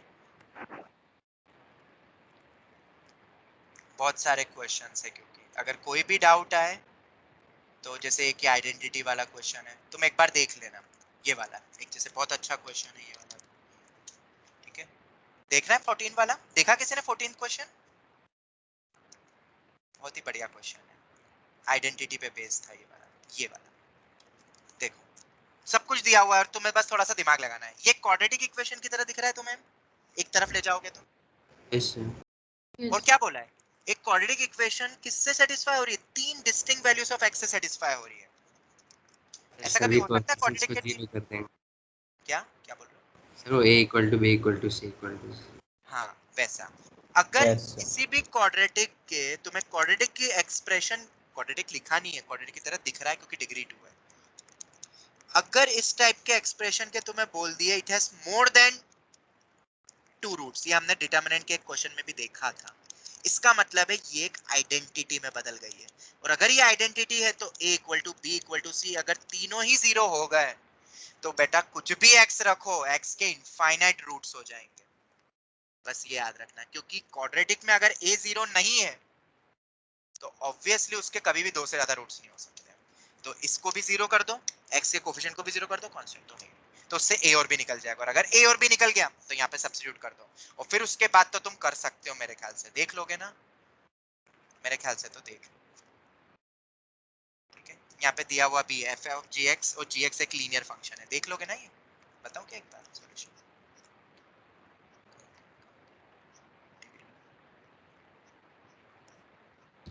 हाँ सर कर लेंगे। fx वो आ जाएगा, वो fx भी बहुत इजी आ रहा है, यही आ रहा है, क्योंकि वो लीनियर बन रहा है इक्वल टू में, अगर तुमने देखा हो तो fx को लीनियर ही होना चाहिए था ना, अगर इसकी और डिग्री बड़ी होती तो शायद f of gx लीनियर नहीं बन पाता फिर, और ये हमने अज्यूम कर लिया gx की बनी, तो f of gx अपन निकाल लोगे, अब वो डेरिवेटिव वो तुम देख लेना, आ जाएगा, समझ में नहीं आया तो पूछ लेना। और भी क्वेश्चंस है इसमें, एक बार जरूर गो थ्रू करना सब, ठीक है? मैं फिर कह रहा हूँ, बहुत सोच समझ के ये शीट मैंने बनाई है तुम्हारे लिए, ओके? अब आते हैं हम सम एक्स्ट्रा क्वेश्चंस पे, ये भी एक्सपेक्टेड ही है, ठीक है? बस ये मैं उधर क्वेश्चंस के फॉर्म में लिख नहीं पाया, और ये क्वेश्चंस मैंने कहाँ से उठाए मैं बता देता हूँ, जितनी भी वो लोकल किताबें होती है ना, तुमने पढ़ी होगी फॉर जेई मेन के नाम पे बहुत सारी किताबें मार्केट में मिलती हैं, उन्हीं जेई मेंस की किताबें जो मेरे पास रखी हुई थी, उनमें से कुछ कुछ क्वेश्चंस मैंने उठा लिया, जिनको हम गाइड बोलते हैं। क्यों? उन गाइड से ही मेंस का पेपर आता है, मेंस लेवल के क्वेश्चन पूछते हैं वो, कोई से भी रैंडम उठा लेते हैं, तो जो थोड़े से अलग लगे मुझे वो मैंने इन शीट में ऐड ऑन कर दिए, मतलब तुम्हें कोई भी बुक करने की जरूरत नहीं है, बस ये शीट्स कर लेना, जैसे कि ये वाला अपॉन में sin स्क्वायर x है, x टेंडिंग टू 0, नीचे sin स्क्वायर x दिखता है तो दिमाग में क्या याद आता है, sin x अपॉन x1 आता है कि नहीं, सबसे पहले आना चाहिए, ठीक है? तो इसीलिए मैंने x स्क्वायर से मल्टीप्लाई डिवाइड कर दिया, ताकि ये तो रफा दफा होके क्या बन जाए, ये तो 1 बन जाए, ये तो हट जाए। अब बचा हुआ ऊपर का एक्सप्रेशन है और x स्क्वायर का एक्सप्रेशन है, अब यहाँ पे तो gif पाई स्क्वायर है, ये क्या है तो जरा समझो, क्या हम इसकी वैल्यू निकाल सकते हैं? बिल्कुल निकाल सकते हैं, पाई स्क्वायर होता है 9.8, पाई क्या होता है 3.14, जिसका स्क्वायर होता है 9.8, माइनस साइन लगा दोगे तो -9.8 हो जाएगा, जिसका gif होगा -10, सभी में पूरा सब्स्टिट्यूट कर दिया, फिर तो सेपरेट ही कर दो और 10x अपॉन में x 1 हो जाएगा, फिर तो क्वेश्चन हो ही जाएगा। उसके बाद वाला भी क्वेश्चन है, ठीक है। हाँ, यहाँ पे ध्यान रखना, ये एक इंपॉर्टेंट पॉइंट है, x किस पे टेंड हो रहा है? इंफिनिटी पे टेंड हो रहा है। इन्फिनिटी। तो अगर इंफिनिटी पे टेंड हो रहा है तो क्या sin x अपॉन x 1 होता है क्या? हित बताओ। sin infinity upon infinity 1, sin of infinity नहीं होता है। हित याद रखना, x टेंडिंग टू इंफिनिटी है, 0 पे टेंड नहीं हो रहा है fx। तो क्या करेंगे, हमने इसी के लिए तो कल के दिन देखा था सैंडविच थ्योरम, और सैंडविच थ्योरम के अकॉर्डिंग तुम देख लेना ये दोनों ही वैल्यू 0 पे टेंड होगी, x टेंडिंग टू इंफिनिटी। कर लोगे ना हित? ये तो sin x - 1 to 1 x से डिवाइड कर यस सर। तो ये 0 आ रहा है। इस कारण sin x अपॉन x और cos x अपॉन x 0 हुआ, ना 1 हुआ ना कुछ और हुआ, और 1 अपॉन इंफिनिटी टेंडिंग, इसको तो डिवाइड कर दिया x से, बस न्यूमरेटर डिनोमिनेटर में आंसर आ गया। ये भी जनरली बच्चे गलती कर देते हैं जल्दबाजी में, कैसा लिख के ही sin x अपॉन x को 1 लिख देंगे। समझ आ रहा है? तो ये Yes, गलती sir. मत करना। Yes. मैं फिर कह रहा हूँ, बोर्ड्स का तो पता नहीं, पर जेई मेन में आएगा तुम फंस जाओगे, फिर अफसोस होगा लाइफ टाइम कि इतना इजी क्वेश्चन हम नहीं कर पाए। उसके बाद तो ये एक्सपेंशन पर है, वो तुम देख लेना, 1⁻∞ फॉर्म गो थ्रू कर लेना। तो ये वाला क्वेश्चन याद है, ये वाला क्वेश्चन फोर्थ वन, किसी को याद है फोर्थ वन क्वेश्चन? हमने करा है ये क्वेश्चन पिछले साल, अगर किसी को याद हो। हाँ, कॉस में करा होगा मे बी, मुझे वो याद नहीं है। इस टाइप का क्वेश्चन, ये साइन स्क्वायर इंफिनिटी बन रहा है, sine square infinity minus infinity. बाप रे, ऐसे तो हम इसको सॉल्व नहीं कर सकते हैं, बट देखो हमने क्या करा, n belongs to natural number दे देंगे वो, क्योंकि तभी ये फैक्टोरियल डिफाइन भी होगा। नहीं भी दे तो फैक्टोरियल है तो वो नेचुरल नंबर का ही निकलता है, या होल नंबर का। तो अगर n टेंडिंग टू इंफिनिटी तो वो नेचुरल नंबर ही होगा। मैंने इस टर्म से सब्ट्रैक्ट कर दिया, डायरेक्ट सब्ट्रैक्ट कर दिया, और n बहुत बड़ा टर्म है। मुझे बताओ एक बार, ये n फैक्टोरियल पाई माइनस करके हम लिख सकते हैं कि नहीं? बिल्कुल लिख सकते हैं। Sine k pi minus theta क्या होता है बताओ? प्लस माइनस साइन थीटा में से कुछ बनता है ना? बिल्कुल बनता है। सर माइनस क्यों? यस माइनस क्यों करा तुम्हें पता चलेगा अभी। हाँ बोलो सर, n फैक्टोरियल पाई से मतलब कैसे ऐड कर दिया? मैं वही बता रहा हूँ बेटा, ये एक्चुअली 11th में मैंने बताया हुआ है, ठीक है। 11th में इस टाइप का क्वेश्चन बताया था, सुनना ध्यान से। अभी तो बेटा इसको हम सॉल्व नहीं कर सकते ना सैंडविच ना कुछ। पहले तो ये बताओ, कर सकते हो तुम, कुछ भी कर लो, नहीं होगा ये सॉल्व, ठीक है। फिर मैं क्या चाह रहा हूँ, तुम्हें पता है जब भी अंडर रूट आता है तो एनसीईआरटी अगर तुमने 11th क्लास की करी है लिमिट की, तो उसमें रैशनलाइजेशन करके अपन सॉल्व करते थे। कल भी हमने एक रैशनलाइजेशन वाला करा था, इंफिनिटी माइनस इंफिनिटी होता है, ये याद है? पर रैशनलाइजेशन में दो टर्म तो चाहिए ना, रूट है या normal a minus b type का। यहाँ पे एक ही टर्म है, ये रूट तो पूरे में ही है ना, तो ये पूरी सिंगल टर्म है, पाई टाइम्स करके। दो टर्म चाहिए तो मैं एक टर्म अपने आप से इंट्रोड्यूस करूंगा। कैसे? मुझे बताओ, क्या साइन थीटा को तुम ऐसा नहीं लिख सकते हो, साइन पाई माइनस थीटा? तुम ही बताओ, लिख सकते हो? Okay sir. और minus times of sine 2 pi minus theta नहीं लिख सकता? सोच के बताओ। मैं तो सर लिख 2 सकता पाई हूं। Plus theta. नहीं, माइनस माइनस बाहर कर दिया ना, ओके हाँ। तो मैच कर जाएगा, ठीक है। मतलब प्लस माइनस, अब समझ में आया ये वाली चीज जो लिखी मैंने? ऑड वाले पे प्लस होता है, यस माइनस वाले में अपन को एक माइनस लगाना है। यहाँ स्क्वायर है तो वो भी टेंशन खत्म ना, प्लस माइनस का एडजस्ट करने के लिए हमेशा पॉजिटिव ही रहेगा। अब मैंने n फैक्टोरियल पाई ही क्यों करा? ये k मेरा इंटीजर होता है, तो n फैक्टोरियल भी इंटीजर ही होगा ना, n फैक्टोरियल भी इंटीजर ही है ना। अब मैंने n फैक्टोरियल पाई से ही क्यों करा? क्योंकि इसकी पहली टर्म देखो, जो बड़ी टर्म है स्क्वायर वाली, अगर मैं इसको बाहर निकालता हूं तो n फैक्टोरियल पाई बन रहा है ना। बताओ, n फैक्टोरियल स्क्वायर को बाहर निकालो रूट से तो n फैक्टोरियल पाई बनेगा ना। Yes sir. इस कारण मैंने n फैक्टोरियल पाई से माइनस करके उसको लिखा, क्योंकि अब इस पूरी टर्म को रैशनलाइज करो, एक बार करो रैशनलाइज। मैंने यहाँ ऊपर डायरेक्ट लिख दिया है, a प्लस बी से करते हैं ना रैशनलाइज। सर अगर n a minus factorial B, pi बाहर कैसे निकला समझ नहीं आया। अरे बाहर नहीं निकला है, वो सॉल्व किया है बेटा रैशनलाइज करके, मैंने डायरेक्ट लिख दिया है बेटा। अपन इस पूरी टर्म से, ये मेरा a है, ये पूरा मेरा b है, क्या a प्लस बी से मल्टीप्लाई डिवाइड कर सकता हूँ? हाँ सर। तो ये मेरा ये प्लस वाला नीचे आ गया, वो पाई बेसिकली, ये n फैक्टोरियल वो पाई पूरे में से कैंसिल कर दिया एक्चुअली, ठीक है, वो डायरेक्ट लिख दिया है। अब ऊपर बताओ a square minus B square बनेगा ना शिंदे, बताओ। हाँ सर। क्या होता है a square minus B square, n factorial का whole square into pi square minus pi square into under root, हट गया, n फैक्टोरियल का whole square minus n factorial, यही आएगा ना। तो देखो n फैक्टोरियल का whole square into pi square cancel हो गया और बची सिर्फ एक ही टर्म, ये माइनस वाली n फैक्टोरियल पाई स्क्वायर, और n फैक्टोरियल पाई स्क्वायर का ऊपर वाला पाई और नीचे वाला पाई गायब हो गया है। अब समझ में आया? एक बार देखोगे कैलकुलेशन खुद करके, मैंने हाँ सर। डायरेक्ट लिख दिया, ठीक है। अब तो क्वेश्चन बहुत इजी है, इंफिनिटी बाय इंफिनिटी फॉर्म है ये। तो n फैक्टोरियल को क्या करो, आउटसाइड निकालो, और जैसे तुम n फैक्टोरियल आउटसाइड निकालोगे तो यहाँ से बाहर गया, इधर से भी बाहर निकालो, इधर से भी बाहर निकालो, तो ये बेसिकली 1 प्लस 0 पे टेंड होगा और ये 1 पे टेंड होगा, तो 1 प्लस 1 2 बन जाएगा और ऊपर पाए, ये निकाल लेना बस तुम, n फैक्टोरियल आउटसाइड, तुम्हें मिल जाएगा आंसर, तो आंसर 1 आ जाएगा। क्वेश्चन अच्छा है, तुम बोलोगे तो इस टाइप का क्वेश्चन वो मैं करवा दूंगा, वो मैंने वो रखा हुआ है, वो 12th के उस पार्ट में बता भी दूंगा, ठीक है। उसके बाद वाला क्वेश्चन है जैसे कि ये वाला x रेस टू वाला, ठीक है, x अब minus x raise to x, ये वाला। तो x raise to x form बताओ कौन सा होता है, 0 रेस टू 0 फॉर्म। क्या 0 रेस टू 0 फॉर्म में मैक्सिमम केस में आंसर 1 आता है, ऐसा बताया था मैंने क्लास में, शायद बताया था मैंने।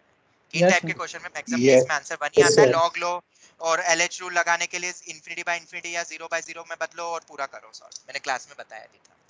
तो x रेस टू x मेरा 1 पे टेंड हो रहा है, नीचे वाला x तो 0 पे टेंड हो रहा है, मतलब 0 रेस टू 1 हो गया और ये 1 हो गया, मतलब वैल्यू माइनस 1। ये AITS में आया था, बहुत छोटा सा क्वेश्चन, पर 3x देख के बच्चा डर जाता है, इसलिए ये एग्जाम में एक्सपेक्टेड बोलता हूं मैं, बच्चों को अगर डराना हो तो लिमिट, और बच्चा डर जाएगा। 6 क्वेश्चन अभी समझ में नहीं आएगा, मैं अलग से बताऊंगा इसको पूरा, 6 क्वेश्चन को हम अलग से समझेंगे, ठीक है। नहीं समझ पाया होगा कोई भी मेरे ख्याल से, कि समझ गए, पता नहीं कि मैं समझा दूंगा इसको अलग से, 6 क्वेश्चन को अलग से समझा दूंगा, ठीक है। और किसी को कोई डाउट? सर फिफ्थ वाला नहीं, फिफ्थ वाला नहीं समझ में आया बेटा, x रेस टू x 1 पे 10 करता है, 0 रेस टू 0 फॉर्म, सॉल्व करके बताऊं लॉग लेके एंड ऑल, बोलो दक्ष, बताऊं x टू x 1 पे कैसे 10 करता है, 0 रेस टू 0, समझना है क्या? सर आवाज नहीं आ रही है दक्ष, एक बार बता देना।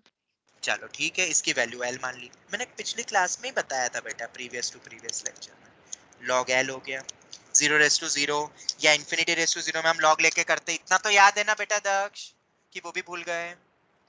नहीं सर याद है। हाँ चल, तो x log x बन जाएगा ये मेरा log। अब कौन सा फॉर्म बन गया, x टेंडिंग टू 0 है, तो 0 into log 0 infinity, 0 into infinity. क्या x log x को अपन ऐसा लिख सकते हैं, log x upon 1 by x, बोलो दक्ष। हाँ सर। और फिर इसमें लॉपिटल ले सकते हो, लगा सकते हो, लगाओ, ये वैल्यू 0 पे टेंड हो रही है, फिर ऊपर भी लगाओ नीचे भी डेरिवेटिव करो, और 0 पे टेंड हो रही है, तो log l अगर 0 है तो ये बेस e है, तो l कितना हो जाएगा, e रेस टू 0 मतलब 1। अब आ गया समझ में? Yes sir. ठीक है, और मैंने बोला भी था मैक्सिमम केस में आंसर 1 होता है, तो मैंने तो ऐसे ही लिख दिया था, बस फिर तो वैल्यू रखी और कुछ नहीं। ओके चलो, ये वाला मैं अलग से बता दूंगा अगर नहीं समझ में आया तो। थोड़ा बहुत आइडिया मिला इस शीट में भी? और भी कोई डाउट है क्या जो स्टार्टिंग में पूछ रहे थे इस शीट में से? हो गए क्लियर सबको? Yes sir. ठीक है, क्वेश्चन फिर भी बहुत अच्छे हैं, फिर भी अगर किसी को समझ में नहीं आया कोई भी क्वेश्चन, या अलग से जब तुम करोगे तो तुमसे रिक्वेस्ट है बेटा पूछ लेना, क्योंकि ये क्वेश्चन तुम्हारे एग्जाम में 100% आएंगे, 100% आएंगे, किसी भी क्वेश्चन में किसी को कोई डाउट हो तो, ठीक है। ये सब एक्सपेक्टेड क्वेश्चन का मैंने 11 पे ही बेस था, तो मैंने अलग से पूरी शीट ही तुम्हें दे दी, सॉल्यूशन जितना मैं लिख सकता था उतना लिख दिया। चलो, तो मैंने अपने लेवल पे आज पूरी ये शीट्स एक बार बता दी, जिसके कोई डाउट्स एंड ऑल थे तो। क्या मॉड्यूल में से किसी को कोई क्वेश्चन में डाउट है, लिमिट के क्वेश्चन में, तो बताओ, अगर किसी ने मॉड्यूल करी हो तो, कि कुछ नहीं किया सर अभी, बताओ जल्दी, सर मॉड्यूल अभी चालू टाइम नहीं है। किया। अच्छा मॉड्यूल चालू नहीं करा, ये शीट्स तो सबकी हो गई, मैंने कल तक का तुम्हें इसीलिए वक्त दिया था। और एक और चीज, तुम अपना यूनिट टेस्ट सैटरडे को दे सकते हो, ठीक है, यूनिट टेस्ट तुम आराम से सैटरडे को दे सकते हो, सैटरडे को लाइव है शायद 26 तारीख को, मैंने आज ही देखा था, देख लिया। चल तो अब अपन आगे करें कुछ और क्वेश्चंस। Yes sir. चल ओके, नेक्स्ट क्वेश्चन पे आते हैं। उसी चैलेंजिंग में से ही उठा लेते, ये शीट मैंने तुम्हें दी नहीं, दे दूंगा। कौन सा क्वेश्चन करें? बहुत सारे क्वेश्चन हैं, ये वाला करते हैं सबसे पहले। ये इनवर्स वाला करते हैं, इनवर्स से अभी थोड़ा डर लगा होगा ना, पिछली बार करे नहीं थे। 9th क्वेश्चन करते हैं। ओके, 9th क्वेश्चन को पिकअप करते हैं।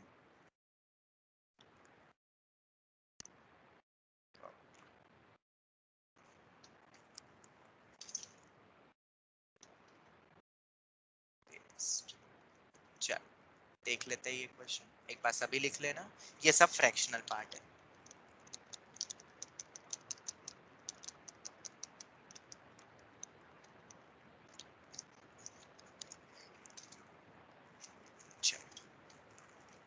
सबसे पहले तो मुझे ये बताओ कैसे शुरुआत करेंगे इन टाइप के क्वेश्चंस की, वो जरूरी है।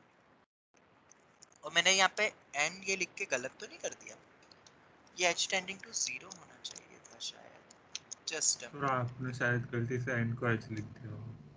और एंड टेंडिंग टू इंफिनिटी भी नहीं होगा, फ्रैक्शनल पार्ट ऑफ इंफिनिटी नहीं होगा, वो h टेंडिंग टू 0 ही होगा। कुछ गड़बड़ कर दी मैंने लिखने में, कोई बात नहीं। ये h टेंडिंग टू 0। पहले देखो फॉर्म कौन सा है, ये फॉर्म पहले एनालाइज करो सभी। फॉर्म कौन सा है? 0/0। ये 0/0 ये वैल्यू दे रहा है, पर ये फ्रैक्शनल, ये 0 मतलब 0/0 टाइप का ही फॉर्म है। पर फ्रैक्शनल लगे हुए हम उनको सॉल्व नहीं कर सकते। इनवर्स भी हम डायरेक्ट अभी हमें कुछ नहीं पता है। इनवर्स के कुछ फॉर्मूले जरूर पता है, एक्सपांशंस भी मैंने तुम्हें लिखवाया इनवर्स के, वो देख लेंगे या तो आगे जाके। तो सबसे पहले तो एक चीज याद रखना, जितने भी न्यू स्टूडेंट्स भी है, जब भी तुम्हें क्वेश्चन में जीआईएफ दिखे, फ्रैक्शनल दिखे या मॉड दिखे, और एक ऑप्शन ऑब्जेक्टिव में, ऑप्शन में गिवन है क्या? Does limit not doesn't exist. Exist. तो हमेशा याद रखना इन तीनों केस में, मॉड में याद रखना, ऐसे वाले केसेस भी बन सकते हैं। रूट के अंदर होल स्क्वायर आ जाए तो मॉड आता है। तो कभी कभार मॉड नहीं देंगे, ऐसा दे देंगे, इसका मतलब मॉड आएगा। हमेशा अंडर रूट के अंदर जब भी होल स्क्वायर बनता है, मॉड लगाना जरूरी है। इन तीन टाइप के केसेस में जब भी तुम्हें एक ऑप्शन ऐसा दिखता है या नन ऑफ दिस दिखता है, हमेशा क्या चेक करना रहेगा तुम्हें? लिमिट एग्जिस्ट लिमिट करती है कि नहीं। एग्जिस्टेंस। तो हम सबसे पहले लेफ्ट हैंड लिमिट लगाते हैं। ध्यान से सब समझना। 0 पे बात कर रहे हैं, लेफ्ट हैंड लिमिट मतलब क्या होगा बोलो? लिमिट h टेंडिंग टू 0 से थोड़ा सा पहले लेफ्ट हैंड लिमिट है। 0 के लेफ्ट साइड नंबर लाइन के अकॉर्डिंग 0 माइनस। क्या ऐसा ही लिखेंगे? जरा मुझे बताओ।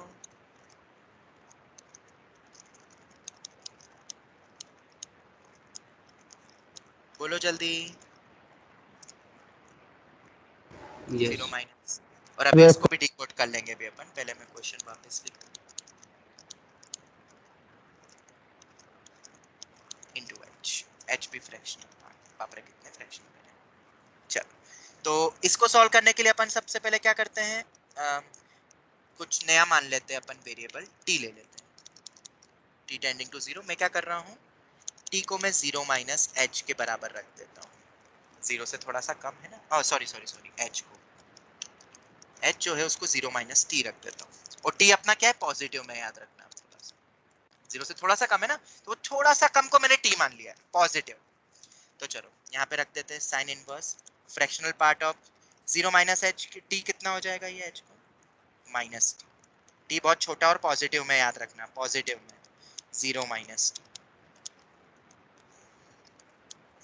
2 माइनस t माइनस t। अब बताओ जरा, ये तो आ गया। सो 1 माइनस t लिखेंगे। हाँ मुझे बताओ, अगर मैं तुमसे ये पूछता हूँ माइनस 0.2 का फ्रैक्शनल पार्ट कितना बोलते हो तुम? 0.8। ये तो सबको पता है ना। 0.2 का फ्रैक्शनल पार्ट तो 0.2 होता है, पर माइनस 0.2 का 0.8 ही होता है ना। माइनस 0.4 का 0.6 होता है ना, ये पता है सबको। फ्रैक्शनल वैल्यू कैसे निकलती Yes, है, ये होता है। तो ये भी यहाँ पे बहुत छोटा है, t is very small, small and positive में है। तो माइनस t को अपन ऐसा नहीं लिख सकते, देखो ये 0.8 ऐसा नहीं आ सकता 1 माइनस 0.2 करके। उसी से आ रहा है ना। Yes, क्या sir. अपन ऐसा नहीं बोल सकते fractional part of minus x को 1 minus fractional part of x, अगर एक्स मेरा फ्रैक्शनल है तो ऐसा लिख सकता हूँ, Yes, sir. ठीक है। फ्रैक्शनल पार्ट ऑफ एक्स भी लगाने की जरूरत नहीं, ये तो 1 माइनस एक्स ही हो जाएगा ना फिर, 1 माइनस एक्स जो भी दिया हुआ है तुम देख सकते हो यहाँ पे। तो हम fractional part of minus T को यहाँ पे 1 माइनस टी लिखेंगे, तुम कुछ भी वैल्यू लेके देख लो, जैसे -0.2 का अपन ने लिया फ्रैक्शनल पार्ट तो 1 माइनस 0.2 ही करा है, मतलब 1 माइनस टी कर देना है अपन को। उसके बाद cos inverse 1 minus T, sigma कौन है करो 2 times of fraction 1 minus t और इधर भी 1 माइनस टी। यहां तक कोई डाउट? बस अब तो हो गया कुछ। 1 minus T cos inverse 1 minus T, नीचे वाला थोड़ा सा सॉल्व हो रहा है ना। 1 माइनस गया ये टी, 2t का रूट और 1 माइनस टी, बोलो यही आ रहा है? Yes sir, sine inverse x by x हो जाएगा। हाँ नहीं, गड़बड़ कर दिया तुल्य। किस पे टेंड हो रहा है ये? ओ 1 पे। 1 पे टेंड हो रहा है क्या? साइन इनवर्स 1 अपॉन में 1 होता है क्या? नहीं, ये तो नहीं पाई बाई 2 नहीं हो नहीं जाएगा। हाँ ये सर, तो वैल्यू t टेंडिंग टू 0 पे, ये वैल्यू तो पाई बाई 2 पे टेंड हो रही है, तो फिर डायरेक्ट ये रख दो वैल्यू सर। 1 पे टेंड होगी। नहीं, बच नीचे गई 0 बस ये दो टर्म, और यस। प्रोडक्ट में हम लिमिट को अब अलग अलग कर लेते हैं, जिसकी वैल्यू मिली गई है तो उसकी वैल्यू लिख देते हैं। ये पाई बाई ये 1 पे टेंड हो रहा है, तो पाई बाई 2 बाहर कर दिया, बचा सिर्फ मेरे पास इतना ही पार्ट है। √2 भी बाहर कर देते हैं ना अपन, बस ये टी √t, इसको अपने √2 इंटू √t लिख दिया है। अब ये कौन सा फॉर्म है जरा चेक करो, एक छोटा सा क्वेश्चन है 0 by जो 0। स्कूल एग्जाम में भी पूछ सकते हैं। ये मेरा cos इनवर्स 1, cos किस पे 1 होता है? 0 पे होता है, 0 पे होता तो है ये सर। 0 by 0 फॉर्म है। तो 0 by यस 0 सर। फॉर्म में या तो तुम लॉपिटल लगा दो, पर लॉपिटल नहीं लगाना है, अगर स्कूल अप्रोच से करना है तो कैसे करोगे? क्या कोई तरीका है? बिल्कुल है। हम इससे कंफर्टेबल नहीं है इनवर्स में कभी भी, तो हम इसको पूरे को क्या मान लेते हैं? थीटा। तो cos थीटा किसके बराबर हो गया? 1 माइनस टी। 1 minus T. तो t किसके बराबर होगा? 1 minus 1 cos minus theta. cos theta. ये हो गया। अगर t टेंडिंग टू 0 है और 0 पॉजिटिव में है, 0 पॉजिटिव में है, मतलब ये वैल्यू 1 से थोड़ी सी कम होगी, तो थीटा किस पे टेंड हो जाएगा? 0। 0 पे cos सर। इनवर्स 1 वही 0 पे ही होगा, और 0 पॉजिटिव में थोड़ा सा रहेगा, वो तो देख ही लिया। इस पूरे को मैंने थीटा बोल दिया, नीचे कितना हो जाएगा? √1 माइनस cos थीटा। क्या अब इसको सॉल्व कर सकते हो? सर t मेरा 0 पे टेंड हो रहा था, तो cos इनवर्स, एक सेकंड बेटा, cos इनवर्स 1 बनेगा और cos इनवर्स 1 भी मेरा 0 ही होता है। सर थीटा थीटा से डिवाइड में मल्टीप्लाई कर दूंगा। हाँ कर लेते हैं। क्या बोल रहे हो शिंदे, पहले तुम बोलो। थोड़ा सा ऊपर का सर, √2t कैसे आया? ये 2 इंटू, चलो देखते हैं, 2 into 1 minus of 1 minus T, मैंने डायरेक्ट लिख दिया। 1 माइनस 1 प्लस टी हो जाएगा 2t। बना कि नहीं बना? हाँ सर। और ये पूरा रूट में चल रहा है बेटा, ये लो रूट लगा। ओके चलो ये हो गया। अब सॉल्व कर सकते हो क्या इसको? अभी भी 0 by 0 फॉर्म है, बिल्कुल। 1 माइनस cos ये थीटा 0 से प्लस मल्टीप्लाई होगा। 1 माइनस cos थीटा को अपन 2 sin स्क्वायर थीटा बाई 2 लिख सकते हैं ना, और यहाँ मॉड आ जाएगा, फिर बोलो लिख सकते हैं 1 minus cos 2 theta 2 sin square theta by 2 होता है, रूट है। अरे पता है कि नहीं है? बोलो जल्दी, ट्रिको का फॉर्मूला याद है? यस सर, 1 और माइनस मॉड cos आएगा, थीटा मॉड इक्वल क्यों टू आया? क्योंकि होल 0। रूट है, यस सर। पर square theta tending to 0 plus है तो वो पॉजिटिव ही रहेगा इस लिमिट पे, तो 0 माइनस तो कभी हो ही नहीं सकता है। ये आ गया, वो तो ऐसे ही पता है, cos इनवर्स कभी भी 0 माइनस 0 से पाई होती है उसकी रेंज। ये आ गया। अब क्या करोगे बताओ? लिमिट लगी हुई, सब लिमिट। अब तो डायरेक्ट ही दिख रहा है, theta by divide 2 by 2 multiply by 2 और डिवाइड बाय 2 दोनों में कर दिया मैंने, न्यूमरेटर डिनोमिनेटर दोनों। ये 2 भी गया। ये पूरी टर्म किसके बराबर हो जाएगी? थीटा टेंड टू 0 है तो 1 1 के बराबर pi by root 2 into root 2। कितना हो गया ये? 2 पाई बाय 2। किसी को कोई डाउट? मेन नो मुद्दा यही था कि कैसे फ्रैक्शनल हटा। पहले हमने एलएचएल लगाया और फ्रैक्शनल पार्ट मतलब ऑफ माइनस, बहुत छोटी क्वांटिटी को अपन 1 माइनस लिख सकते हैं, ये याद रखना। ये वाला जो था, ये वाली कॉन्सेप्ट याद रखना। तो वो फ्रैक्शनल हटा, उसके बाद तो फिर स्लोली एंड स्लोली जो 0 बाय 0 फॉर्म बना रहा था उसको अलग रख के रखा। पर अभी भी काम खत्म नहीं हुआ। अभी क्या लगाना है? अब आरएचएल। अब आरएचएल लगाओगे तो क्या लगेगा? अब यहाँ पे 0 प्लस एच, 0 प्लस एच लगेगा और 0 प्लस एच तो एच ही बनेगा ना, मतलब 0 प्लस टी करूंगा तो मैं डायरेक्ट लिख दूं 0 0 प्लस टी, तो वो टी आ जाएगा। बोलो जल्दी। Sine inverse, cos inverse,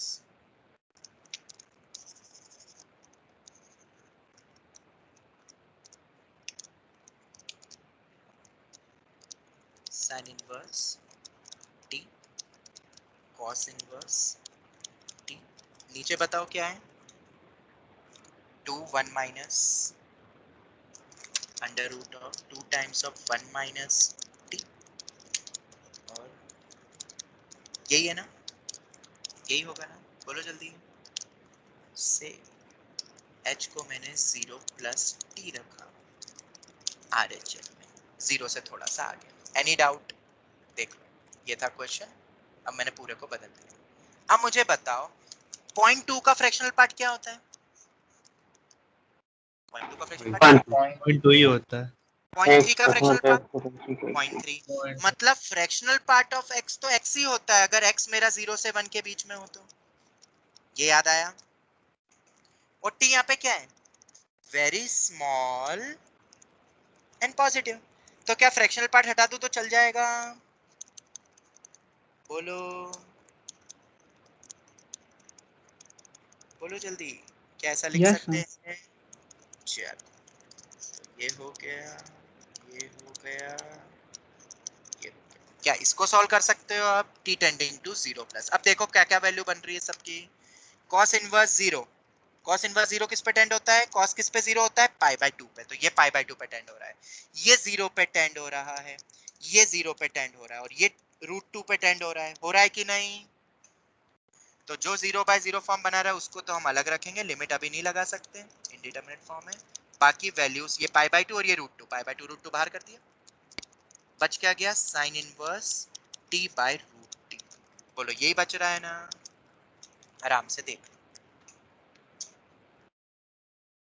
yes. एक सेकंड, ये यहाँ पे अंडर रूट नहीं था, एक सेकंड, ये सिर्फ h था, तो ये रूट हटा दो यहाँ से, ये रूट यहाँ से भी हट जाएगा। तो अब ये वैल्यू बताओ कितनी हो जाएगी? ये वैल्यू हमने पढ़ी है क्या? ये वैल्यू तो 1 ही होती, ये तो हमने फॉर्मूला पढ़ा। तो इससे आ रहा है पाई बाय 2√2। ऊपर से कितना आ रहा था? पाई बाय 2, ये रहा पाई बाय 2। तो ये मेरा लेफ्ट हैंड था और ये मेरा राइट हैंड था। LHL is not equal to RHL, does not exist। तो अब ये रूट से डरोगे तो नहीं, इनवर्स से डरोगे तो नहीं ना? इनवर्स के देखो 3 ही तरीके हैं। जब भी इनवर्स पे तुम्हें क्वेश्चन मिले तो सब्स्टिट्यूशन करके ट्रिगो में ले आओ, जो अपन उसमें भी करते थे ट्रिगो चैप्टर में, ट्रिगो फॉर्म में ले आओ, या एक्सपांशन लगा दो इनवर्स के लग रहे हो तो, या फॉर्मूला लगा दो कुछ इनवर्स के भी, मैंने sine inverse x upon x में वो बताया था। There are only 3 methods. Sir LHL equal to RHL हर बार चेक करना पड़ेगा? बिल्कुल चेक करना पड़ेगा, जब भी डज नॉट एग्जिस्ट ऑप्शन में हो और फ्रैक्शनल GIF या मॉड टाइप का क्वेश्चन है, there is no other. Sir थोड़ा ऊपर आइए तो वो ना। करते क्या है, जब क्वेश्चन अगर ज्यादा लंबा जाता है ना तो बेटा वो क्वेश्चन में दे देंगे कि लेफ्ट हैंड साइड की वैल्यू बताओ कितनी, लेफ्ट हैंड लिमिट की। वो क्या करेंगे, क्वेश्चन में 0 माइनस करके लिख देंगे कि वैल्यू बताओ, या 0 प्लस लिख देंगे। तो चेक करना है क्या फिर तुम्हें दूसरी लिमिट? बोलो टीथ नहीं, नो सर। फिर तो हमें एक ही चेक करना है बस, ऐसा। ठीक है, किसी को कोई भी डाउट? सर एक बार RHL दिखा सकते हो? सर वो नीचे एक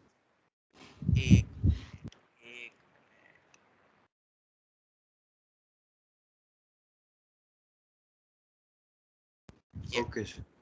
ठीक है, मैंने 0 + t कर दिया, स्क्रीनशॉट ले लेना। ठीक है सर वो LHL में थोड़ा आइए ना ऊपर। हाँ, ये लो, ये याद रखना सर वहाँ पे ये आपने कैसे सॉल्व करा, very important. cos inverse 1/t को थीटा मान लिया, ट्रिगो में लिया है मैं, और सबको बदल दिया t को, और लिमिट भी बदल दी। लिमिट बदलना मत भूलना। हाँ बोलो। सर वहाँ पे θ/√1 - cos थीटा है। हाँ सर वहाँ पे मल्टीप्लाई एंड डिवाइड पे √cos स्क्वायर मतलब थीटा का स्क्वायर कर देंगे खाली। हाँ बिल्कुल तो कर सर सकते हो, वो तो वो हाफ हो जाएगा, उससे भी आंसर आ जाएगा। 1 - cos okay x/x sir. Square तुम्हें याद आ रहा है ना, बिल्कुल कर सकते हो। तो उससे भी हाफ आएगा, डिनोमिनेटर बनेगा हाफ, और वो डिनोमिनेटर में वो बेसिकली √2 बन जाएगा फिर, क्योंकि रूट के अंदर है ना, तो 1/√2 कैंसिल हो जाएगा, तो π/2 आ जाएगा। बिल्कुल कर सकते ओके सर। हो। चलो ये हो गया। अब और भी किसी को कोई डाउट वगैरह हो तो वो तुम पूछ लेना। अब मैंने इसमें और भी क्वेश्चन रखे हैं, कुछ देखते हैं, नेक्स्ट क्लास में और थोड़े बहुत डिस्कस करेंगे। अब ये शीट में तुम्हें आज भेज दूंगा, यहाँ पे h टेंडिंग टू 0 में कर ही दूँ। ठीक है, तुम्हें जब भी वक्त मिलता है ये तुम करते रहना, क्वेश्चन सभी बहुत अच्छे हैं, ओके हम सर। डिस्कस कर लेंगे। ठीक है, और देखो कल अब देखते हैं अब कब शुरू करना है कंटिन्यूटी। थोड़े बहुत और लिमिट के तुम बोलोगे तो हम और एक लेक्चर और कर लेंगे लिमिट के, बाकी तो तुम करते रहो क्वेश्चन प्रैक्टिस। ठीक है, टाइम हो चुका है क्योंकि हम यही वाइंड अप करते हैं। Okay, thank you. Bye sir, have a nice day. Thank you sir. Thank you sir. Bye sir. Thank you. Bye.